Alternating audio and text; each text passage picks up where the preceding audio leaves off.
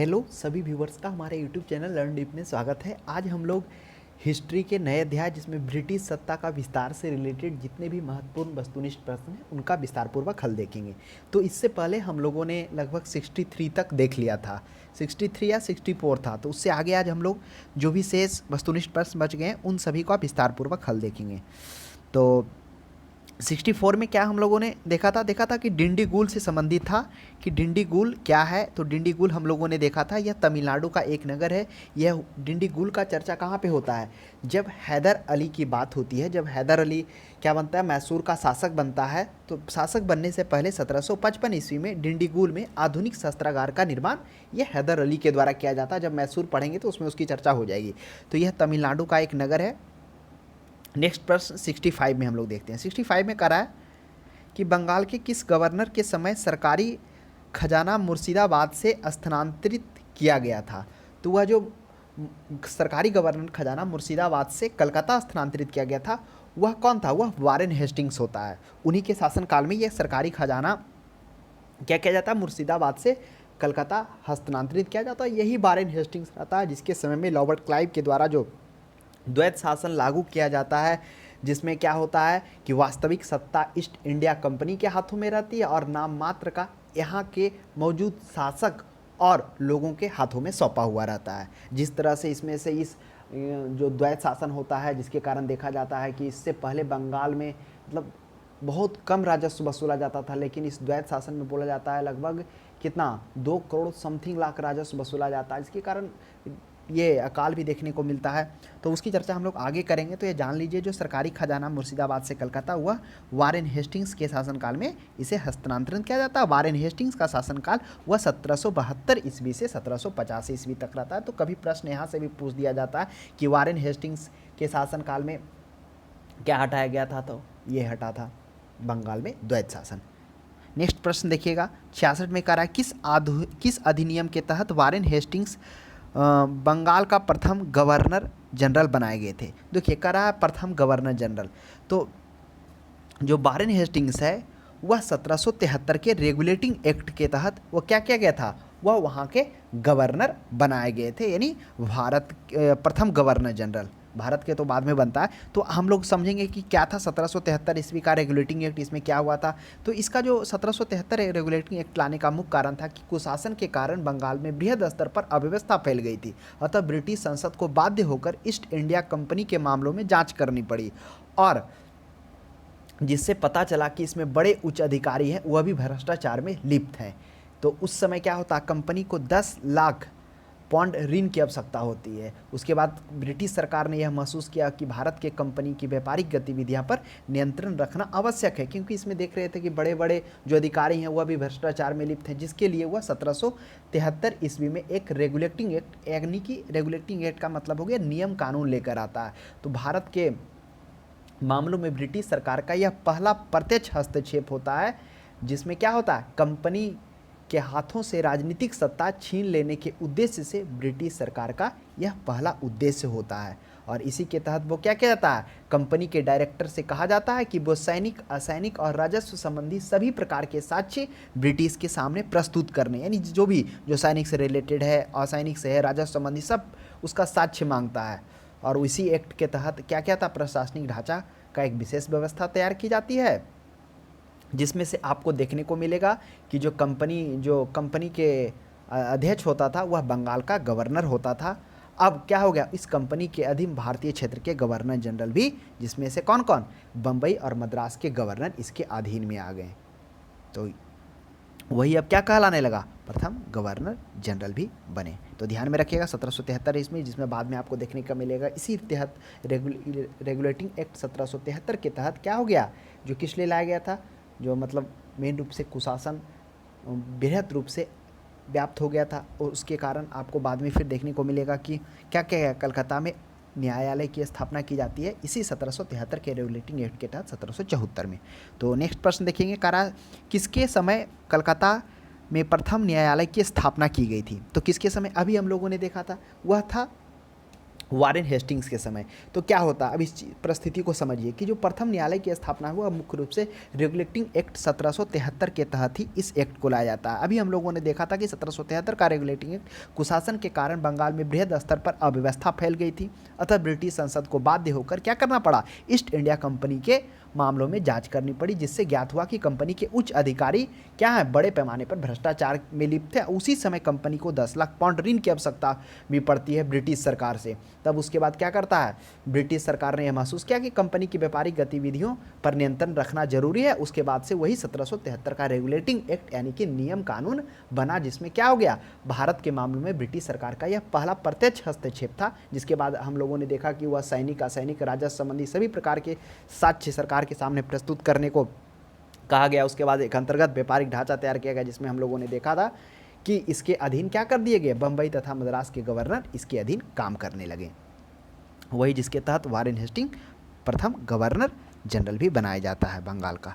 Next प्रश्न देखिएगा 68 में कह रहा है कि बंगाल के किस गवर्नर जनरल के काल में पिट्स इंडिया एक्ट आया। अब हम लोग जानेंगे कि पिट्स इंडिया एक्ट जो 1784 में यह क्या था। तो 1773 के रेगुलेटिंग एक्ट के बाद जो दूसरा नियम कानून एक आता हुआ पिट्स इंडिया एक्ट ही होता है। इस अधिनियम के द्वारा कंपनी अधिग्रहित भारतीय राज्य क्षेत्र पर ब्रिटिश ताज स्वामित्व के दावों का पहला वैधानिक एक दस्तावेज था। यानी इसके माध्यम से ब्रिटिश ताज के स्वामित्व के दावे का पहला ये जो वैधानिक दस्तावेज पिट्स इंडिया एक्ट के तहत आता है। इस एक्ट के माध्यम से कंपनी का जो व्यापारिक और राजनीतिक क्रियाकलाप को अलग कर दिया जाता है। तो इस पिट्स इंडिया एक्ट का महत्वपूर्ण बात कि इसमें व्यापारिक और राजनीतिक जो क्रियाकलाप होते हैं उसको अलग अलग कर दिया जाता है। व्यापारिक क्रियाकलाप कंपनी के निदेशक के हाथों में यथावत रहने दिया जाता है, यानी जो भी व्यापार से रिलेटेड जितने भी थे उसको कंपनी को ही रहने के लिए दिया जाता है उसके हाथ में। और जो राजनीतिक क्रियाकलाप थे, राजनीतिक मैंने जिसमें सैनिक हो गया, असैनिक हो गया, राजस्व संबंधी, ये सभी असैनिक क्रियाकलाप के नियंत्रण और पर्यवेक्षण हेतु इंग्लैंड में एक 6 सदस्यीय नियंत्रण बोर्ड यानी बोर्ड ऑफ कंट्रोल की स्थापना की जाती है। किसके तहत, पिट्स इंडिया एक्ट 1784 के तहत। तो ध्यान में रखिएगा, कभी प्रश्न आपको यह भी देखने को मिल जाए कि बोर्ड ऑफ कंट्रोल की स्थापना किसके तहत की गई थी, पिट्स इंडिया एक्ट। उसमें कितने सदस्य रखे गए थे, 6 सदस्य रखे गए थे। पिट्स इंडिया एक्ट में क्या हुआ था, तो इसमें मुख्य रूप से व्यापारिक और राजनीतिक क्रियाकलाप को अलग अलग कर दिया गया था, जिसमें व्यापारिक क्रियाकलाप क्या करने कंपनी के हाथों में यथावत रहने दिया गया, और राजनीतिक क्रियाकलाप जिसमें सैनिक असैनिक और राजस्व संबंधी थे उसके नियंत्रण और पर्यवेक्षण हेतु इंग्लैंड में एक 6 सदस्यीय बोर्ड ऑफ कंट्रोल की स्थापना की गई। तो पिट्स इंडिया एक्ट किसके शासनकाल में आता है, वह आता है वारेन हेस्टिंग्स के साल में शासक, क्योंकि वारेन हेस्टिंग का शासनकाल 1775 ईस्वी से 1775 से क्या कब तक रहता है, 82 तक रहता है।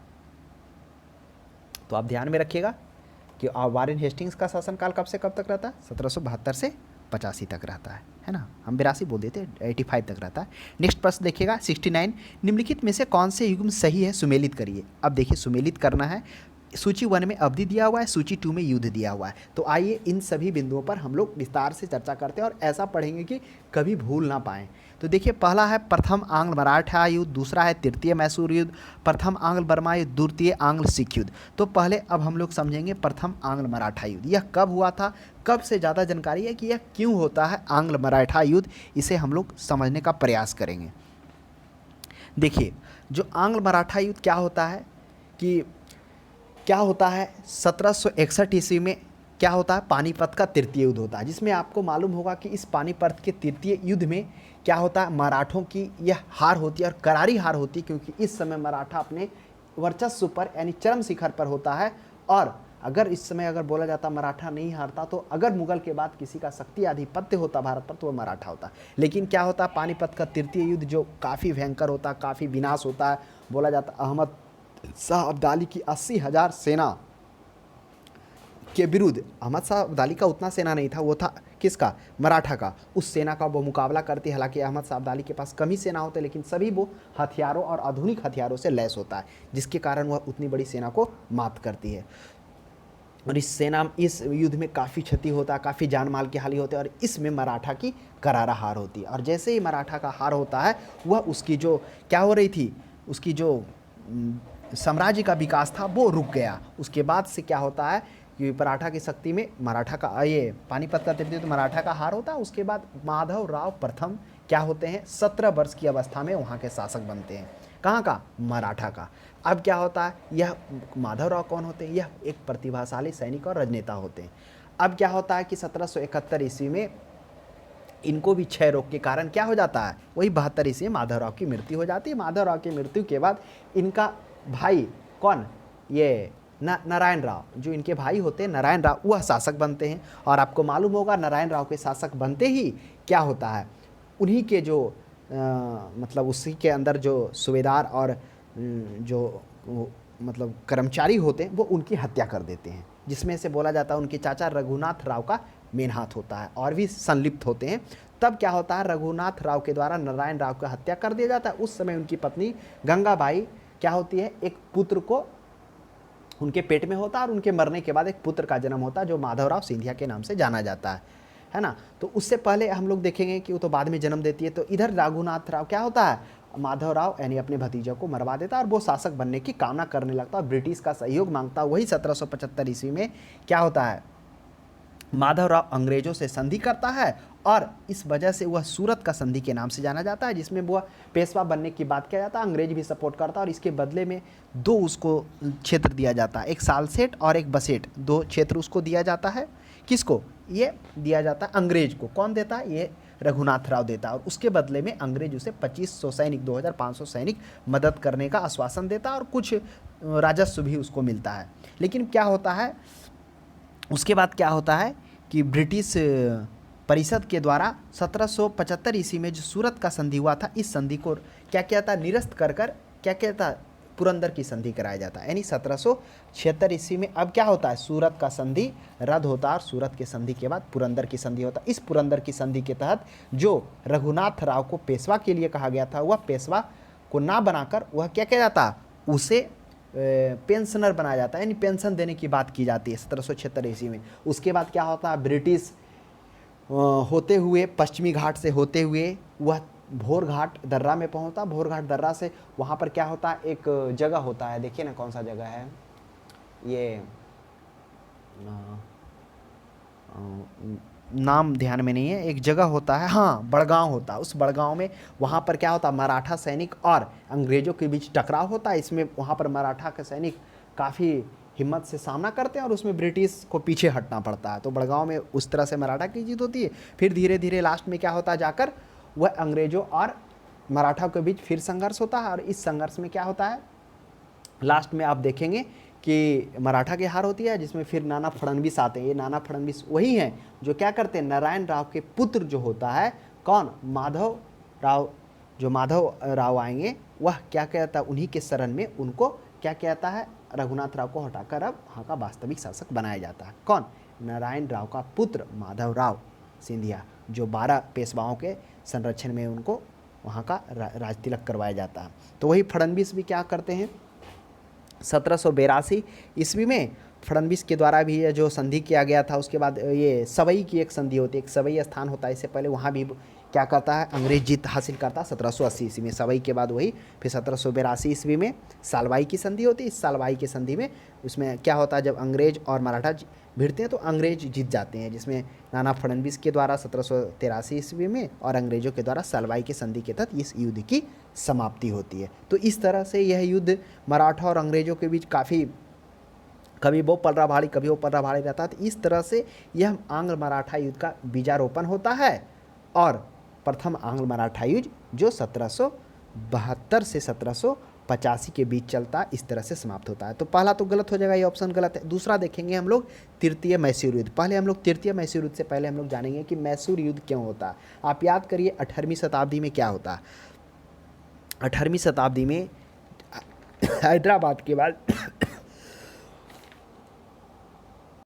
18वीं शताब्दी में क्या होता है कि हैदराबाद के बाद बहुत सारे दक्षिण भारत में स्वतंत्र राज्य की स्थापना होती है। उसी में से क्या होता है, दक्षिण भारत में हैदराबाद के बाद हैदर अली के नेतृत्व में महत्वपूर्ण सत्ता का उदय होता है मैसूर में, जिसमें चिक्का कृष्णराज का शासक होता है। उसी के चिक्का कृष्णराज के शासक में 2 सेनापति होते हैं, नंदराज और देवराज, 2 उन्हीं के सहयोग से वो शासन कर रहे होते। उसी बीच में 1721 ईस्वी में हैदर अली का जन्म होता है और उसके बाद वो अपना प्रतिभा, परिश्रमी और लगनशील, साहसी और दृढ़ निश्चयी होने के साथ साथ वह काफ़ी योग्य होकर वह वहाँ के सेना में क्या करता है, आता है। उसके बाद 1755 ईस्वी में उसी के नेतृत्व में, अब उसको सेना में आने का कारण क्या रहता है, वह लगनशील, दृढ़ निश्चयी और काफ़ी कुशाग्र बुद्धि का होता है, जिसके कारण वो मैसूर के सेना में वो एंट्री लेता है, यानी प्रवेश करता है। और 1775 ईस्वी में उसी के द्वारा डिंडीगुल में एक आधुनिक शस्त्रागार का निर्माण किया जाता है।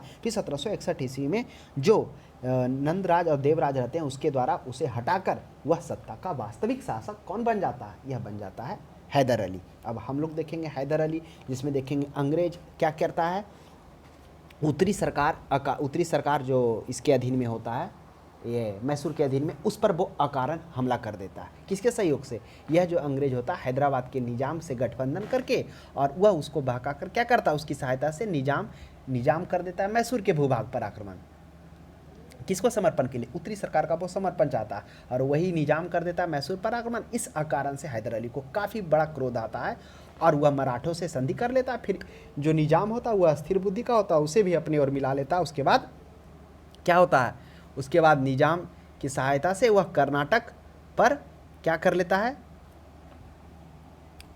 कब्जा कर लेता है, और उस समय अंग्रेजों का नियंत्रण में था। कर्नाटक का जो हिस्सा होता है वो अंग्रेज के नियंत्रण में होता है, और इस तरह आक्रमण कर देता है। और युद्ध करते करते वो मद्रास के किला के दीवारों तक पहुंच जाता है, यानी मद्रास के किला तक। तब क्या होता है, फिर वहाँ पर जो गवर्नर होते हैं और सैन्य अधिकारी होते हैं वो काफ़ी डर जाते हैं। तो उसी बीच में फिर वह लड़ते लड़ते जो मद्रास के किले तक पहुँच जाता है, तो वहीं पर मद्रास की संधि होता है 1769 ईस्वी में। तो आप ध्यान में रखिएगा, और यह मद्रास की संधि के नाम से जाना जाता है, जिसमें दोनों ओर एक दूसरे के जीते हुए क्षेत्र को छोड़ देने की बात होती है, जिस तरह से प्रथम आंग्ल मैसूर युद्ध का समाप्ति होता है। तो प्रथम आंग्ल मैसूर युद्ध वह कब होता है, 1767 से 1779 ईस्वी के बीच। तो ध्यान में रखिएगा। तो प्रथम आंग्ल मैसूर युद्ध और द्वितीय आंग्ल मैसूर युद्ध अब हम लोग देखेंगे। तो द्वितीय आंग्ल मैसूर युद्ध वह 1780 से 84 के बीच में होता है। तो द्वितीय आंग्ल मैसूर युद्ध, यह भी क्या है, गलत है, मिलान क्या हुआ, तो यहाँ पर द्वितीय नहीं तृतीय है ना। अब द्वितीय हम लोग देख लेंगे। द्वितीय हम लोगों ने द्वितीय आंग्ल मैसूर युद्ध कब देखा था, 1780 से 84। इसमें क्या होता है, इसमें होता है कि इसमें फिर क्या किया जाता है, 1773 ईस्वी में अंग्रेजों के द्वारा मैसूर पर आक्रमण कर दिया जाता है, जो कि फ्रांसीसी के नियंत्रण में होता है। और 1773 ईस्वी में वह माहे स्थान होता, उस पर वो अंग्रेज आक्रमण करता। और हैदर अली के लिए यह खुली चुनौती था, और वह क्या करता है, 1780 ईस्वी में हैदर अली कर्नाटक पर आक्रमण कर देता, और इस तरह से द्वितीय आंग्ल मैसूर युद्ध का आरंभ हो जाता है। तो अब 1780 में क्या किया जा रहा है, हैदर अली के द्वारा कर्नाटक पर आक्रमण कर दिया जा रहा है। वह वही क्षेत्र था जो अंग्रेजों के अधीन में था। वहाँ पर जॉर्ज वेली को परास्त करता है, जो अंग्रेजी सेना का नेतृत्व कर रहा था, और अर्काट पर अधिकार कर लेता है। वही अर्काट जो कहाँ है, यह आपको देखने को मिलेगा कर्नाटक का भाग में है अर्काट। उसके बाद क्या होता है कि 1781 ईस्वी में फिर आयरकुट को भेजा जाता है वारेन हेस्टिंग्स के नेतृत्व में, क्योंकि आयरकुट हैदर अली को पोटोनवा के युद्ध में हरा दिया था। इसलिए अब क्या करता है वारेन हेस्टिंग्स, हैदर अली ये इसको भेजता है, आयरकुट को भेजता है वारेन हेस्टिंग्स। तो वही फिर क्या होता है, 1782 में हैदर अली और अंग्रेजों के बीच में युद्ध होता है। इस युद्ध में हालांकि हैदर अली जीत जाता है, लेकिन वह युद्ध में घायल हो जाने के कारण उसकी मृत्यु हो जाती है कुछ दिनों के बाद। तब वह युद्ध 1782 में हैदर अली का मृत्यु हो गया। फिर उनका पुत्र टीपू सुल्तान आता है और युद्ध को वो जारी रखता है, और 1774 ईस्वी तक यह युद्ध जारी रहता है, और फिर वो समाप्त होता है। उसके बाद तृतीय आंग्ल मैसूर युद्ध आता है। अब तृतीय आंग्ल मैसूर युद्ध उसका नेतृत्व कौन कर रहा होता है, उसका नेतृत्व टीपू सुल्तान कर रहा होता। अब टीपू सुल्तान पर क्या कहता, अंग्रेज आरोप लगाता। आरोप यह लगाता है, कहता है कि जो है ये मैसूर है, यानी टीपू सुल्तान फ्रांसीसियों से अंग्रेज के विरुद्ध गुप्त समझौता कर रहा है और त्रावणकोर पर आक्रमण किया। ये दो आरोप लगाता है। पहला आरोप क्या है, उसने फ्रांसीसियों से अंग्रेजों के विरुद्ध गुप्त समझौता किया, और दूसरा त्रावणकोर पर आक्रमण। अब क्या होता है इसमें, फिर अंग्रेजों ने मराठों और निजाम के सहयोग से श्रीरंगपट्टनम पर आक्रमण कर देता है, और इसमें फरवरी 1792 ईस्वी में गवर्नर जनरल जो कर्नवालिस होता है, टीपू सुल्तान के श्रीरंगपट्टनम स्थित किले में घेर कर उसे क्या कर देता है, संधि के लिए विवश होता है। इसमें टीपू सुल्तान की हार होती है, और संधि पर उसे हस्ताक्षर कराया जाता है टीपू सुल्तान को। और यह संधि पर हस्ताक्षर होता है, जिसमें वही होता है जिसमें जो भी मतलब नुकसान होता है हर्जाना के रूप में ब्रिटिश को देना पड़ता है, टीपू सुल्तान को कुछ पैसा अदा करना पड़ता है, और उसके बाद जो भी इस युद्ध में जीतने के बाद जो पैसा मिलता है, जो भी धन दौलत मिलता है, उसमें आधा हिस्सा तो अंग्रेजों को मिलता है, और बाकी उनके सहयोगियों को आधा के बीच में क्या किया जाता, बांट दिया जाता। ये था इस तरह से मराठों और जो निजाम को अपने सहयोग के लिए कौन लाया था, अंग्रेज लाया था। इस तरह से हिस्से का बंटवारा होता है, तो इस तरह से ध्यान में रखिएगा। उसके बाद चतुर्थ आंग्ल मैसूर युद्ध भी होता है, जो ध्यान में रखेंगे। चतुर्थ आंग्ल मैसूर 1799 में टीपू सुल्तान की हार होती है, और इसमें अंग्रेज क्या करता है, इस बात पर निजाम और ये मराठा को राजी करता है कि अगर युद्ध में जो जीतेंगे तो उससे जो भी जीत का हिस्सा आएगा, जो भी भाग आएगा, जो पैसा आएगा, उसका 3 बराबर भागों में बांट करेंगे। तो इस बात पर राजी कर वो फिर से वो लेके आता है किसको, निजाम को और मराठा को। और इसमें आप देखेंगे कि टीपू सुल्तान किस तरह से लड़ते हुए वीरगति को प्राप्त करता है, युद्ध के मैदान में मारा जाता है 1799 ईस्वी में। तो ये हो गया। तो ऑप्शन नंबर 2 जो करा है, तृतीय मैसूर युद्ध, ये जो 1790 से 92, यह बिल्कुल सही है, जिसमें श्रीरंगपट्टनम की संधि होती है। तृतीय हम लोग देखेंगे आंग्ल बर्मा युद्ध। चलिए, हम लोग मराठा युद्ध समझ लिए, मैसूर युद्ध समझ लिए, अब आंग्ल बर्मा युद्ध। अब आंग्ल बर्मा युद्ध के बारे में भी देख लीजिए कि आंग्ल बर्मा युद्ध क्यों होता है। देखिए, यह जो आंग्ल बर्मा युद्ध होने का मुख्य कारण क्या होता है, बंगाल के पूर्वी जो सीमा होता है, उस सीमा पर साम्राज्य का विस्तार करना चाहता है। उसके बाद विस्तार के साथ साथ में और क्या करना चाहता है, ये जो आप देख रहे हैं कि साम्राज्य संबंधी जो झगड़े थे वह भी चलता रहता है, और उद्देश्य होता है कि बर्मा के भय से बंगाल को सुरक्षित करना, ये मुख्य उद्देश्य होता है। इसी वजह से आंग्ल बर्मा युद्ध होता है। और यह जो आंग्ल बर्मा युद्ध होता है, यह 3 युद्ध होता है। जो ही प्रथम युद्ध जो होता है वह कब होता है, 1824 से 26 के बीच में होता है। कौन, आंग्ल बर्मा युद्ध। कहा जाता है कि इस आंग्ल बर्मा युद्ध में क्या होता है, काफ़ी क्षति होता है अंग्रेज़ों को। जो युद्ध होता है इसमें मतलब काफ़ी मतलब उसको सामना करना पड़ता है। तो ध्यान में रखेंगे आंग्ल बर्मा युद्ध क्यों हुआ, हम लोगों ने जान लिया कारण क्या था, उद्देश्य क्या था करने का। तो उद्देश्य यही था कि बर्मा के भय से बंगाल को सुरक्षित करना था। तो प्रथम आंग्ल बर्मा युद्ध 1824 में होता है। नेक्स्ट प्रश्न देखेंगे हम लोग। नेक्स्ट में कह रहा है कि द्वितीय आंग्ल, तो प्रथम आंग्ल ये दोनों तो सही है, द्वितीय आंग्ल मैसूर आंग्ल सिख युद्ध। अब हम लोग जानेंगे कि आंग्ल सिख युद्ध, पहले ये समझेंगे कि आंग्ल सिख युद्ध क्यों होता है। अब देखिए क्या होता है, रंजीत सिंह इधर क्या होते हैं, ये मिसलों के जो 12 मिसलों होता है, उस मिसल में से सुकुर चुकिया मिसल रहता है, उस सुकुर चुकिया मिसल के योग्य शासक के रूप में कौन, रंजीत सिंह उभर कर आते हैं। और ये रंजीत सिंह होते हैं कौन, ये महासिंह के पुत्र होते हैं रंजीत सिंह। तो ध्यान में रखेंगे। उसके बाद रंजीत सिंह क्या करते हैं, 1799 ईस्वी में लाहौर, और 1802 ईस्वी में वो अमृतसर को जीतते हैं। इस तरह से वो अपना साम्राज्य का विस्तार करते हैं, काफ़ी योग रहते हैं। आपको यह मालूम होगा कि वो सतलज नदी पर जीतते हुए आगे की ओर बढ़ जाते हैं। तब अंग्रेजों और इनके बीच, रंजीत सिंह के बीच एक संधि होता है, जिसमें क्या क्या था, सतलज नदी को बॉर्डर मान लिया जाता है ना। तो इस तरह से वो सीमा का विभाजन होता है। बाद में क्या होता है, रंजीत सिंह की मृत्यु के बाद, रंजीत सिंह की मृत्यु हालांकि कब हो जाती है, वह होती है 1839 ईस्वी में। तो ध्यान में रखिएगा, इनकी मृत्यु के बाद यानी कि इनका बेटा खड़क सिंह क्या बनता है, शासक बनता है। और खड़क सिंह के शासक बनने के साथ उनका भी क्या हो जाता है, मृत्यु हो जाता है। खड़क सिंह का गद्दी पर बैठा हुआ, मतलब ये बंदी बनाकर उनको मार दिया जाता है। उसके बाद खड़क सिंह के बाद रंजीत सिंह का दूसरा बेटा शेर सिंह आता है, उनका भी 1843 में मृत्यु आ जाता है। अब आ जाता है दिलीप सिंह। तो देखिए, खड़क सिंह और शेर सिंह यह तो पुत्र होते ही होते हैं रंजीत सिंह के, और दिलीप सिंह भी होते, क्योंकि ऐसा नहीं कि आपको मालूम होगा पहले जितने भी जो राजा लोग थे, जितने भी बन रहे थे शासक, वो एक शादी यानी कई शादियाँ कर रहे थे। तो रंजीत सिंह भी उसमें से ऑफिशियली तो वर्णन 20 शादियों का है, लेकिन जब एक इंटरव्यू में इनके पोते के द्वारा 1889 में लिया गया था, तो उन्होंने बोला था कि हम 46 रंजीत सिंह की 46 पत्नियों में से एक का पुत्र हैं। मतलब ये था उस समय का बयान। तो इस तरह से जो रंजीत सिंह, जो दिलीप सिंह होते हैं, अंतिम जो उनकी पत्नी होती हैं, शायद ये गुलबेग करके उनके जो मुस्लिम होती है, उनसे वो इनका जन्म होता है दिलीप सिंह का। तो जब वो दिलीप सिंह शासक बनते हैं, तब क्या होता है, उनकी के नेतृत्व में, जिंदल के नेतृत्व में 1845 ईस्वी में जो कौन होते हैं, सिख सेना, वह क्या होता है, बढ़ता है अंग्रेज़ों की ओर युद्ध करने, मतलब अपने सास जो क्षेत्र होता है उस क्षेत्र को जीतने के लिए। तो वही उस क्षेत्र को जीतने के लिए जैसे ही वो क्या करते हैं, अंग्रेज़ों की ओर बढ़ते हैं, सतलज नदी को पार करते हैं, तब उधर से क्या होता है, उस समय रॉबर्ट क्लाइव होता है 1845 में, आप एक बार देख लीजिए, है ना। उस समय जो भी होता है देखिए ना, शासक थोड़ा सा हम भूल रहे हैं, कौन होता है शासक? क्लाइव भी होता है, जो भी होता है देख लीजिएगा एक बार। तो वो क्या होता है कि अंग्रेजों और ये सिख के बीच युद्ध होता है। तो इस युद्ध में क्या हो जाता है, जो युद्ध होता है इसमें से जो टकराव होता है 4 जगहों से होता है। एक होता है भदेही से होता है, मुदकी से होता है जिसका नेतृत्व लाल सिंह कर रहा होता है। उसके बाद दूसरा फिरोज शाह से होता है। तो इस तरह से 5 जगहों पर अंग्रेजों और किसके बीच, सिखों के बीच टकराव होता है। तो देख बोला जाता है कि इसमें भी जो मुदगी का नेतृत्व कर रहे थे, इसमें जो लाल सिंह होता है वह क्या हो जाता है, पलायन कर जाता है अपने रण क्षेत्र से, जिसके कारण यही इस क्षेत्र का युद्ध भी हार जाता है। उसके बाद जो फिरोज शाह का था उसमें भी तेजा सिंह जो होता है सेनापति, वह भी पलायन कर जाता है, यानी युद्ध क्षेत्र से वह हट जाता है, जिसके कारण क्या होता है, जो आंग्ल और मैसूर के बीच युद्ध होता है वह हार का सामना देखने को पड़ता है। तो इसमें भी कहीं ना कहीं उनका सेनापति का क्या हो जाता है, जो बोलिए सेनापति का अंधविश्वास, सेनापति का विश्वासघात के कारण वह भी इस युद्ध को भी हारना पड़ता है सिख को। तो इस तरह से प्रथम आंग्ल सिख युद्ध 1845 से 46 के बीच में होता है।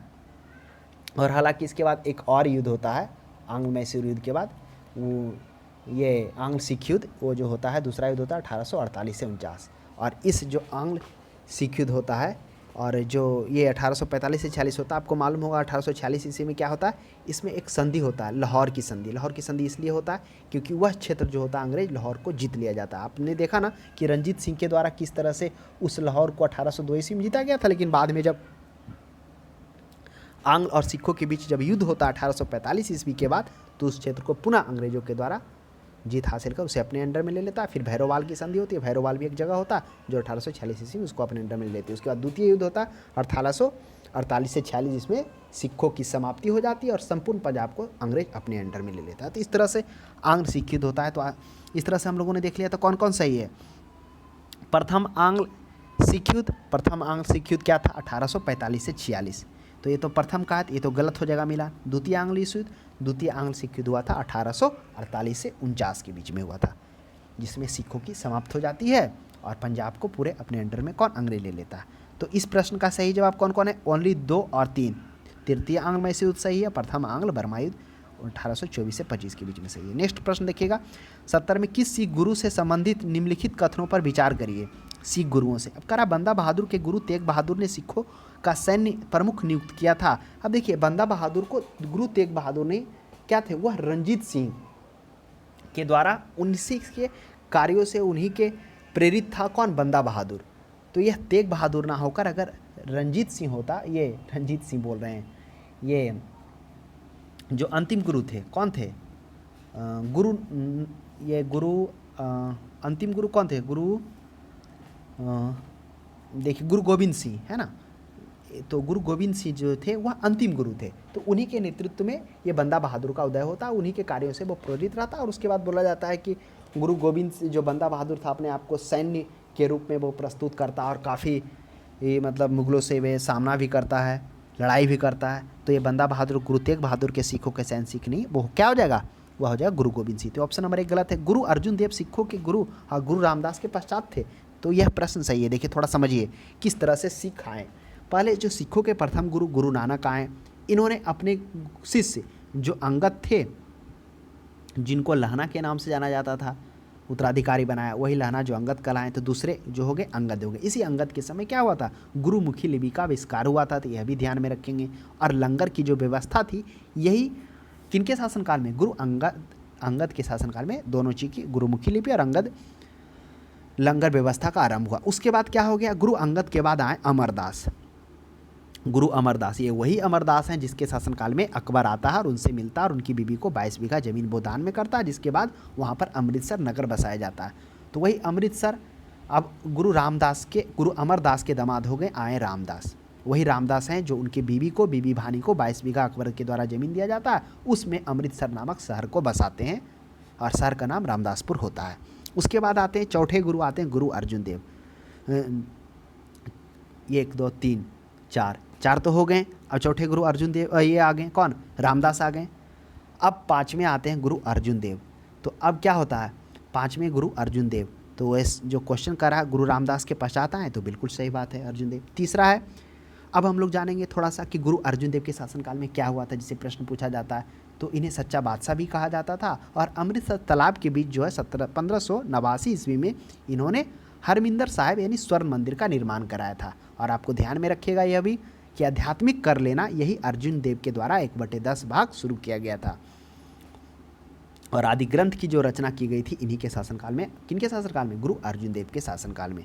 तो यह भी ध्यान में रखिएगा। और इन्हीं को क्या किया था, लास्ट में जहांगीर ने 1606 ईस्वी में मृत्यु दंड दे दिया था। क्यों दे दिया था, क्योंकि उनके पुत्र खुसरो जो राजद्रोह था उनको इन्होंने समर्थन दिया था। तो ये तो 2 नंबर सही है। तीसरा देखेंगे, गुरु अंगद या अंगदेव ने सिखों को अपनी लिपि गुरुमुखी दी।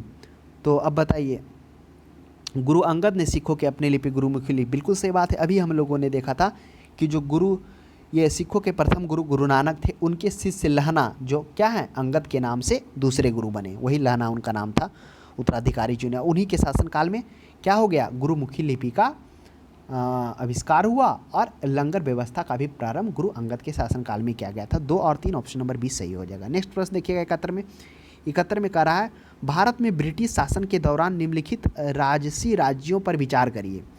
कह रहा है ब्रिटिश शासन के दौरान निम्नलिखित राजसी राज्यों पर विचार करिए, झांसी, संबलपुर, 17। अब परिस्थिति को समझेंगे। क्या होता है, 1848 में लॉर्ड डलहौजी ने भारत के गवर्नर जनरल बनते ही, कब, 1848 में, वह अंग्रेजी साम्राज्य की सीमाओं का विस्तार शुरू किया। इसलिए उसने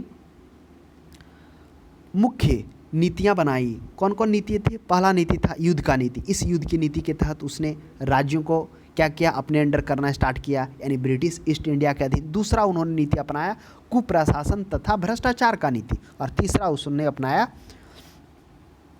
क्या, डॉक्ट्रिन ऑफ लैप्स, जिसे हम लोग व्यपगत का सिद्धांत कहते हैं, यानी जिसके उत्तराधिकारी ना हो उसे अपने ओर मिला लेना। इसी डॉक्ट्रिन ऑफ लैप्स के आधार पर उन्होंने क्या किया, उत्तराधिकारी नहीं होने पर अधिग्रहण करना स्टार्ट किया, जिसमें से हम लोग देखेंगे कि 17 के राजा क्या हुए थे, जब वो अंतिम समय में, मृत्यु के समय में क्या किए थे, वह ईस्ट इंडिया कंपनी के अनुमति के बिना एक दत्तक पुत्र को क्या किए ले थे, अपना लिए थे, है ना। और अपनाने के बाद में उसको क्या कर दिया, डलहौजी ने इसे आश्रित राज्य घोषित कर उसे अपने क्षेत्र में विलय कर लिया। तो सिर्फ 17 ही नहीं, 17 नहीं और भी अन्य राज्य थे जिसको क्या कर दिया गया, उस नीति के तहत व्यपगत का सिद्धांत यानी उत्तराधिकारी ना होने पर अधिग्रहण कर लेना, उस सिद्धांत के आधार पर बहुत सारे राज्यों को उसने अपने अंडर में ले लिया, विलय कर लिया। जिसमें 17 को 1848 में, उसके बाद 17 के बाद जैतपुर संबलपुर को 1849 में, उसके बाद उदयपुर को 1852 में, झांसी को 1853 में,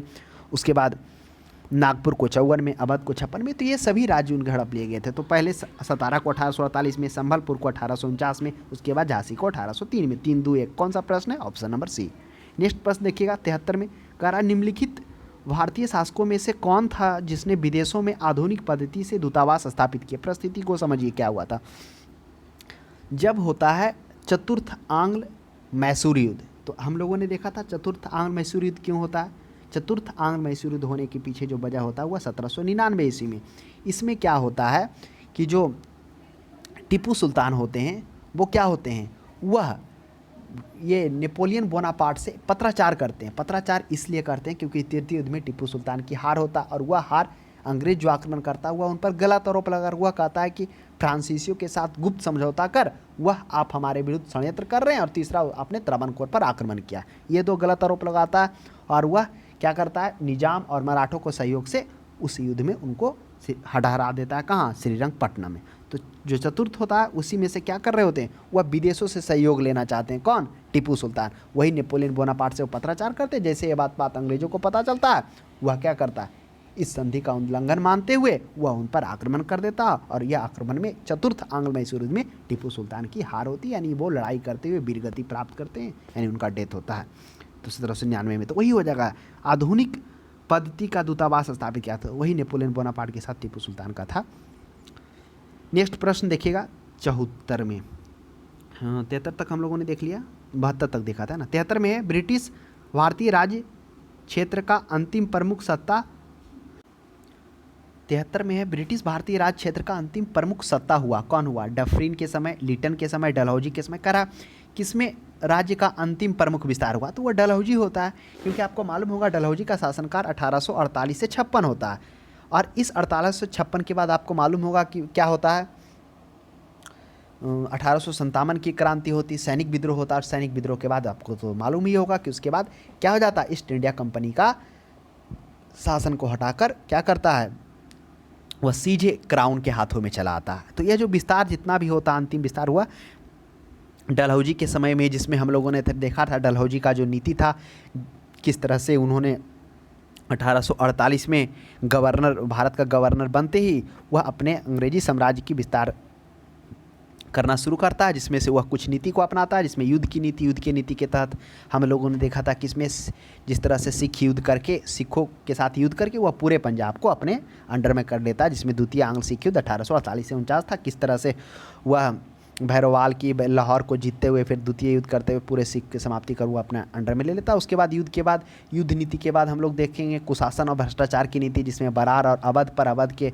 नवाब बाजिद अली शाह पर उसमें क्या करता, भ्रष्टाचार और कुप्रशासन का आरोप लगाकर वह उसे अपने अंडर में ले लेता। उसके बाद व्यक्तिगत का सिद्धांत, डॉक्ट्रिन ऑफ लैप्स, जिसमें हम लोगों ने देखा था किस तरह से ये सतारा के जो राजा होते हैं, सतारा के राजा अप्पा साहब, जब वह अंतिम समय में होते हैं तो ईस्ट इंडिया कंपनी की अनुमति के बिना दत्तक पुत्र को बना लेते हैं, तब डलहौजी उसे आश्रित राज्य घोषित कर अपने अंडर में मिला लेता है, जिसमें सतारा को 1848 में, सतारा के बाद हम लोगों ने देखा था किसको, संभलपुर को, जैतपुर को 1849 में, उसके बाद झांसी को, झांसी से पहले उदयपुर को 1852 में, झांसी को 1853 में, इन सभी राज्यों को वो इस तरह से वह साम्राज्य विस्तार करके अपने अंडर में मिला लेता। तो वही होता है लॉर्ड डलहौजी के समय उसका अंतिम प्रमुख विस्तार होता है ब्रिटिश भारतीय राज्य का, ब्रिटिश का भारत में। नेक्स्ट प्रश्न 74 में देखेंगे, सूची 1 का सूची 2 के साथ सुमेलित करिए। सूची 1 और सूची 2 में क्या करा, सूची 1 में है डेट है और सूची 2 में कुछ युद्ध हैं। अब आइए थोड़ा सा फिर से हम लोग चर्चा करते हैं कि प्रथम आंग्ल बर्मा युद्ध। अब ये आंग्ल बर्मा युद्ध क्यों होता है, अब इसे हम लोग थोड़ा सा समझेंगे।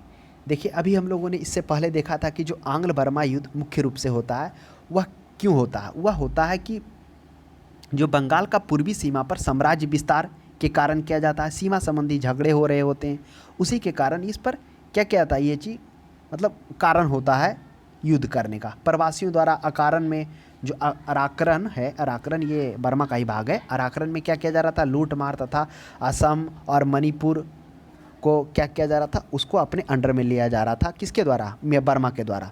तो इन सब को चीज़ को देखते हुए क्या किया जाता है, अंग्रेज़ों के द्वारा, यानी कि बंगाल की सीमा को पूर्वी साम्राज्य तक विस्तार करने के लिए हमला करता तथा उसको यह भय भी होता है कि बर्मा बंगाल के सीमा को क्या करे, कहीं अपने अंडर में ना ले ले। तो इसीलिए बर्मा के भय से बंगाल को सुरक्षित करने की दृष्टि से वह ये बर्मा के साथ युद्ध करता है। यही प्रथम युद्ध होता है कब, 1824 से 25 के बीच में होता है। तो ध्यान में रखेंगे वह 3 युद्ध होता है।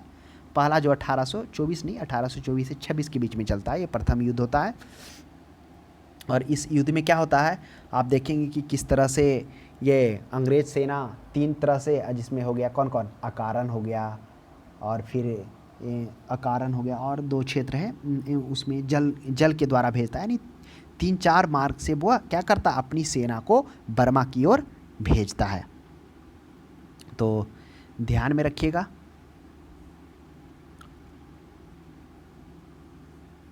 देखिए कौन कौन क्षेत्र था, ये था, एक आसाम था और कचार था, मणिपुर था और अराकरण था।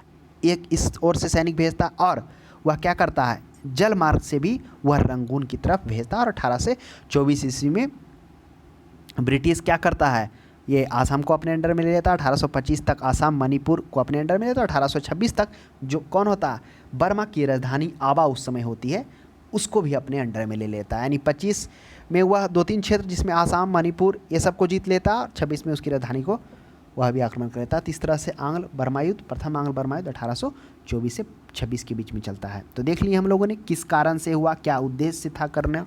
दूसरा था आंग्ल अफगान युद्ध, अब इसे हम लोग समझेंगे, है ना। ये आंग्ल अफगान युद्ध था जिसमें सबसे ज़्यादा अंग्रेज़ों को खर्च हुआ था। यह युद्ध सबसे महंगा युद्ध कहा जाता है। समझिए, देखिए क्या हुआ था आंग्ल बर्मा युद्ध, इसे हम लोग समझते हैं। इसमें क्या होता है, जो आंग्ल बर्मा युद्ध होता है, अफगानिस्तान में रूसियों की बढ़ती उपस्थिति अंग्रेज़ों के लिए चिंता का कारण बन रही थी। कहाँ? अफ़गानिस्तान में।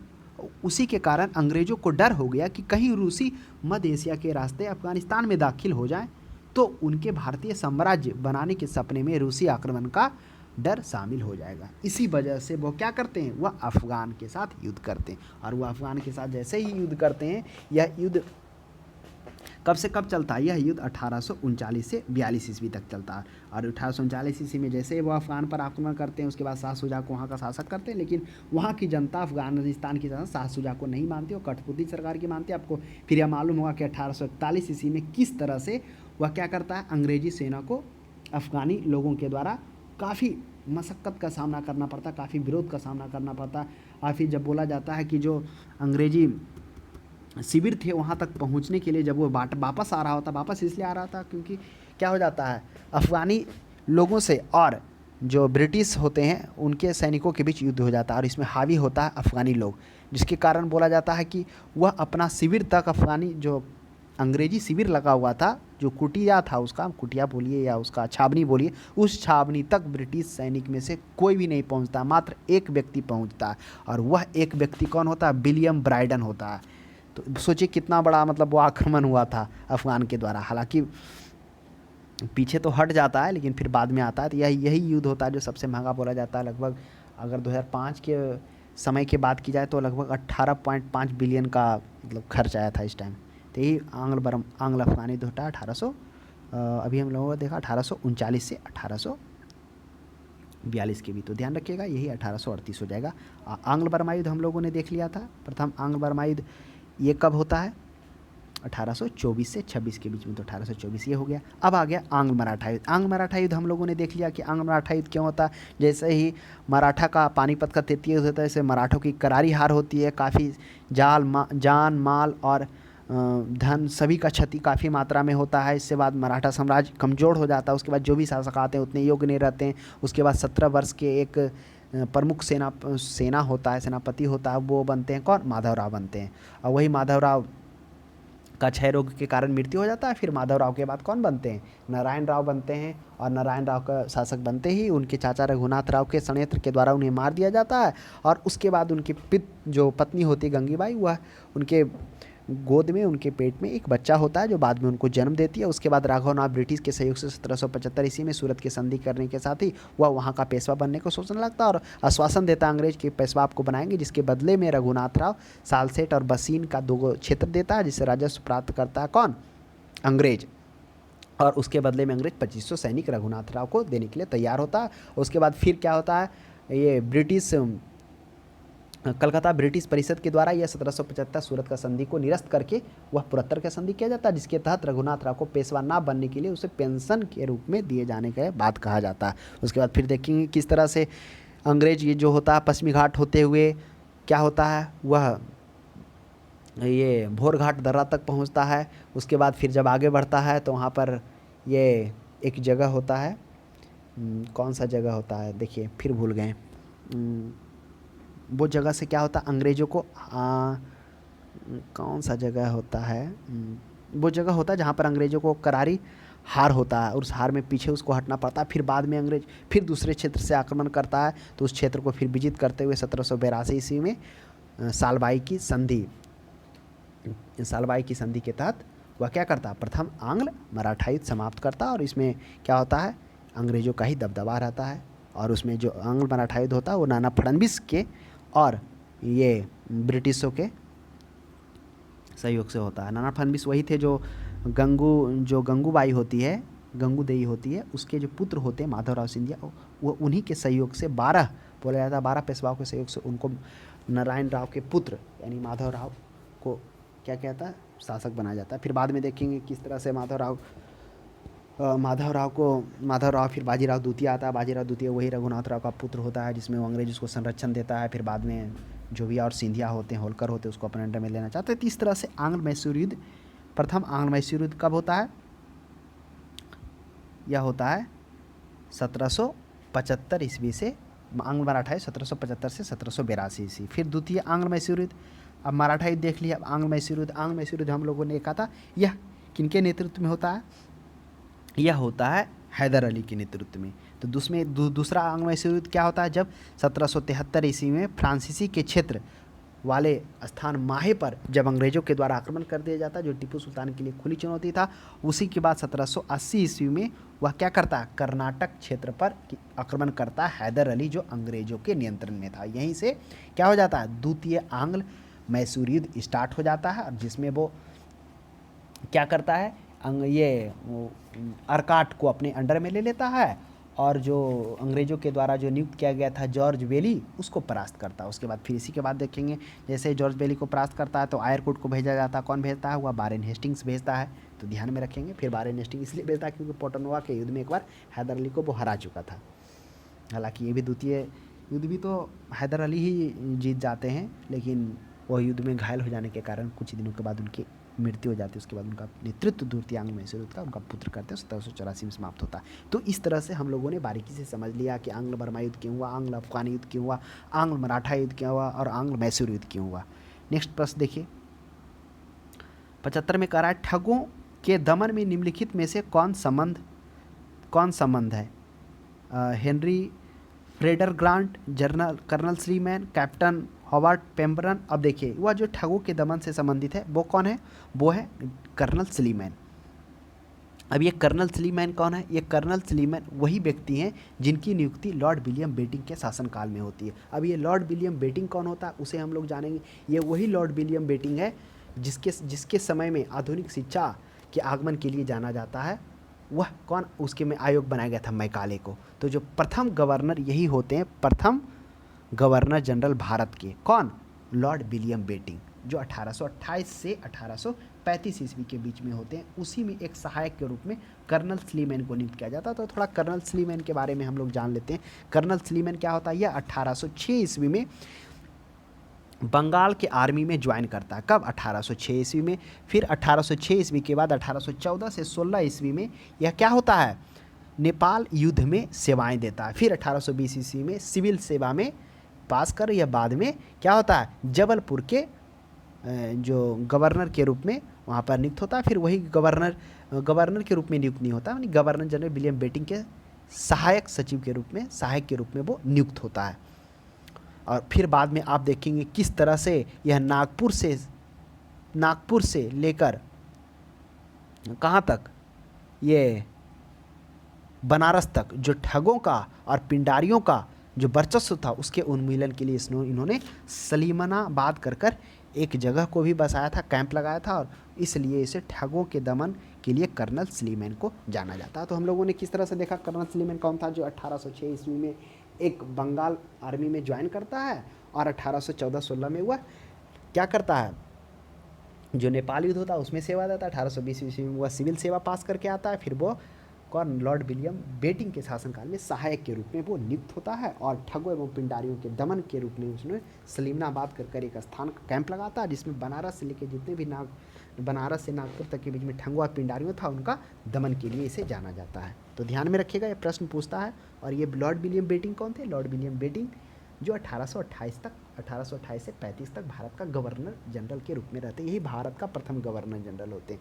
बंगाल के गवर्नर जनरल के बाद प्रथम गवर्नर जनरल वही बनते हैं, तो वही होते हैं लॉर्ड विलियम बेटिंग। नेक्स्ट प्रश्न देखिएगा, सूची 1 का सूची 2 के साथ मिलान करना। चलिए, बहुत ही अच्छा प्रश्न है। अब कह रहा उत्तरवर्ती मुगल शासक, कुछ उत्तरवर्ती मुगल शासक है और कुछ उपाधि और उपनाम है। देखिए, बहादुर शाह प्रथम और फर्रुखसियर, मोहम्मद शाह और बहादुर शाह, अब हम लोग जानेंगे। अब बहादुर शाह प्रथम कब शासक बनता है। बहादुर शाह प्रथम है जो, यह उसका उपाधि लिया हुआ था। इसका मूल नाम मुअज्जम होता है। मुअज्जम कौन होता है, यह औरंगजेब का पुत्र होता है। तो औरंगजेब के एक पुत्र नहीं होते हैं, औरंगजेब के 4 पुत्र होते हैं। उन 4 पुत्रों में से 4 पुत्र नहीं, 3 पुत्र मुझ पे होता है। एक मुअज्जम होते हैं, और एक कामबख्श होता है, और एक आजम होता है। तो उसमें से सबसे बड़ा कौन होता है, बहादुर शाह प्रथम होता है, जो मुअज्जम के नाम से जाना जाता है। और यही जो मुअज्जम होता है, बोला जाता है कि सबसे वृद्ध मुगल शासकों में से है। यह 63 वर्ष की आयु में वह शासक बनता है। जैसे मोहम्मद शाह क्या होता है कि 1707 ईस्वी में औरंगजेब की मृत्यु होती है, और औरंगजेब की मृत्यु के बाद मुअज्जम अपने आप को क्या घोषणा कर देता है, नेक्स्ट उत्तराधिकारी घोषणा करता है, जिसमें उनको 2 भाइयों के विरुद्ध युद्ध करना पड़ता है। हालांकि एक ही भाई होता है, एक भाई क्या होता है, युद्ध के बाद वो मारे जाते हैं। तो पहला भाई होता है कामबख्श होता है, जो 1709 ईस्वी में हैदराबाद के निकट युद्ध में होते हैं उसमें मारे जाते हैं, तो ध्यान में रखिएगा। और जो मुअज्जम और ये काम्बक्स होता है, जो काम्बक्स होता है, काम्बक्स तो 1709 में मारा गया, और जो आजम होता है उसके विरुद्ध बहादुर शाह प्रथम जो है और आजम के बीच सामूगढ़ में जजाऊ का युद्ध होता है, और वही 1708 ईस्वी में जजाऊ के युद्ध में वह अपने भाई को हराते हैं और वहाँ पर उसका मृत्यु यानी वहाँ मार दिया जाता है। तो इस तरह से मुअज्जम और जो बहादुर शाह प्रथम के नाम से जाने जाते हैं वह शासक बनता है, जो क्या है साहेब बेखबर के नाम से भी उसे जाना जाता है, तो ध्यान में रखिएगा। उसके बाद अब आइए फर्रुखसियर। तो क्या बहादुर शाह प्रथम के बाद अगले शासक फर्रुखसियर आते हैं? नहीं, बहादुर शाह प्रथम के बाद जो अगला शासक आता है वह जहांदार शाह आता है। तो बहादुर शाह के 4 पुत्र, अभी हम लोगों ने औरंगजेब के 3 पुत्र, जिसमें मुअज्जम सबसे बड़ा सबसे वृद्ध मुगल शासक 63 वर्ष की आयु में बनता है, और 63 वर्ष की आयु में बनने के बाद वह अपने भाइयों से किसके, काम्बक्स और आजम से युद्ध करने के बाद वो शासक बनता। आजम को 1708 ईस्वी में सामूगढ़ के स्थान, जो सामूगढ़ के जो क्षेत्र होता है जजाऊ वही होता है, सामूगढ़ के समीप होता है, वहाँ पर उसे हराता है 1708 ईस्वी में।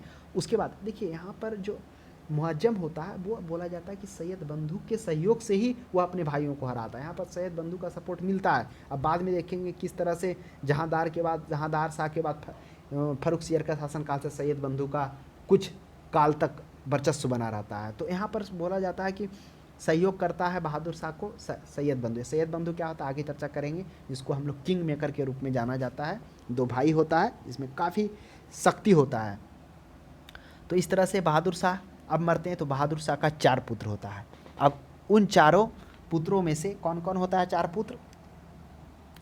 पहला तो होता है जहांदार शाह होता है, और दूसरा होता है आजिम उस्मान। आजिम उस्मान ये दूसरा पुत्र होता है, आजिम उस शाह कर है, तो ये दूसरा पुत्र होता है, और 2 अन्य पुत्र होते हैं। तो इस तरह से 4 पुत्र होते हैं। तो जैसे ही जहांदार शाह की मृत्यु होती है, जैसे ही जहांदार शाह बनता है, फिर जहांदार शाह की मृत्यु होती है। जहांदार शाह की देखिए मृत्यु इसलिए होता है ना, क्योंकि वो योग्य शासक नहीं होता है। बोला जाता है कि जब वो शासक बनता है तो समूचे राज्य के प्रति पूरा उपेक्षा फैल जाता है, जिसमें अब्दुल्ला खां, हुसैन अली खां और फर्रुखसियर ने इसके विरुद्ध पटना से कूच करता है। फिर आगरा में आकर दोनों का टक्कर होता है, जिसमें जहांदार शाह हार जाता है, जहांदार शाह को फिर मार दिया जाता है। अब फर्रुखसियर बनता है शासक। तो अब देखिए, तो फर्रुखसियर होता, फर्रुखसियर शासक कब और क्यों बनता है उसे समझेंगे।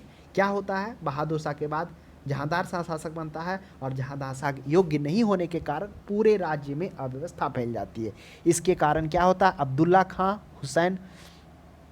हुसैन अली खां, ये वही है अब्दुल्ला खां जो बाद में आपको सैयद बंधु में देखने को मिलेगा। अब्दुल्ला खां को हसन अली खां भी कहते हैं। तो अब्दुल्ला खां और हुसैन अली खां यानी दोनों भाई हैं। और फर्रुखसियर ने क्या करता है, इसके विरुद्ध पटना से कूच किया, पटना से प्रस्थान करता है, और आगरा में जहांदार शाह से टक्कर लेता है। और टक्कर होने के बाद इसने दिल्ली में जो कौन होता है, जुल्फ़िकार खां होता है के पिता असद खां के यहाँ शरण ले लेता, और असद खां इसे दिल्ली में कैद कर लेता, और जैसे ही क्या होता है, फर्रुखसियर शासक बनता है, जहांदार शाह को मरवा देता है।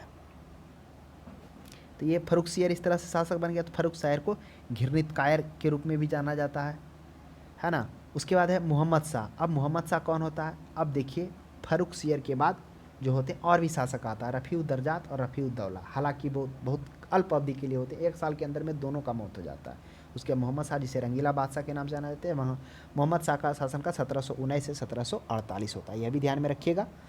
और उसके बाद आता है मोहम्मद शाह के बाद आता है अहमद शाह।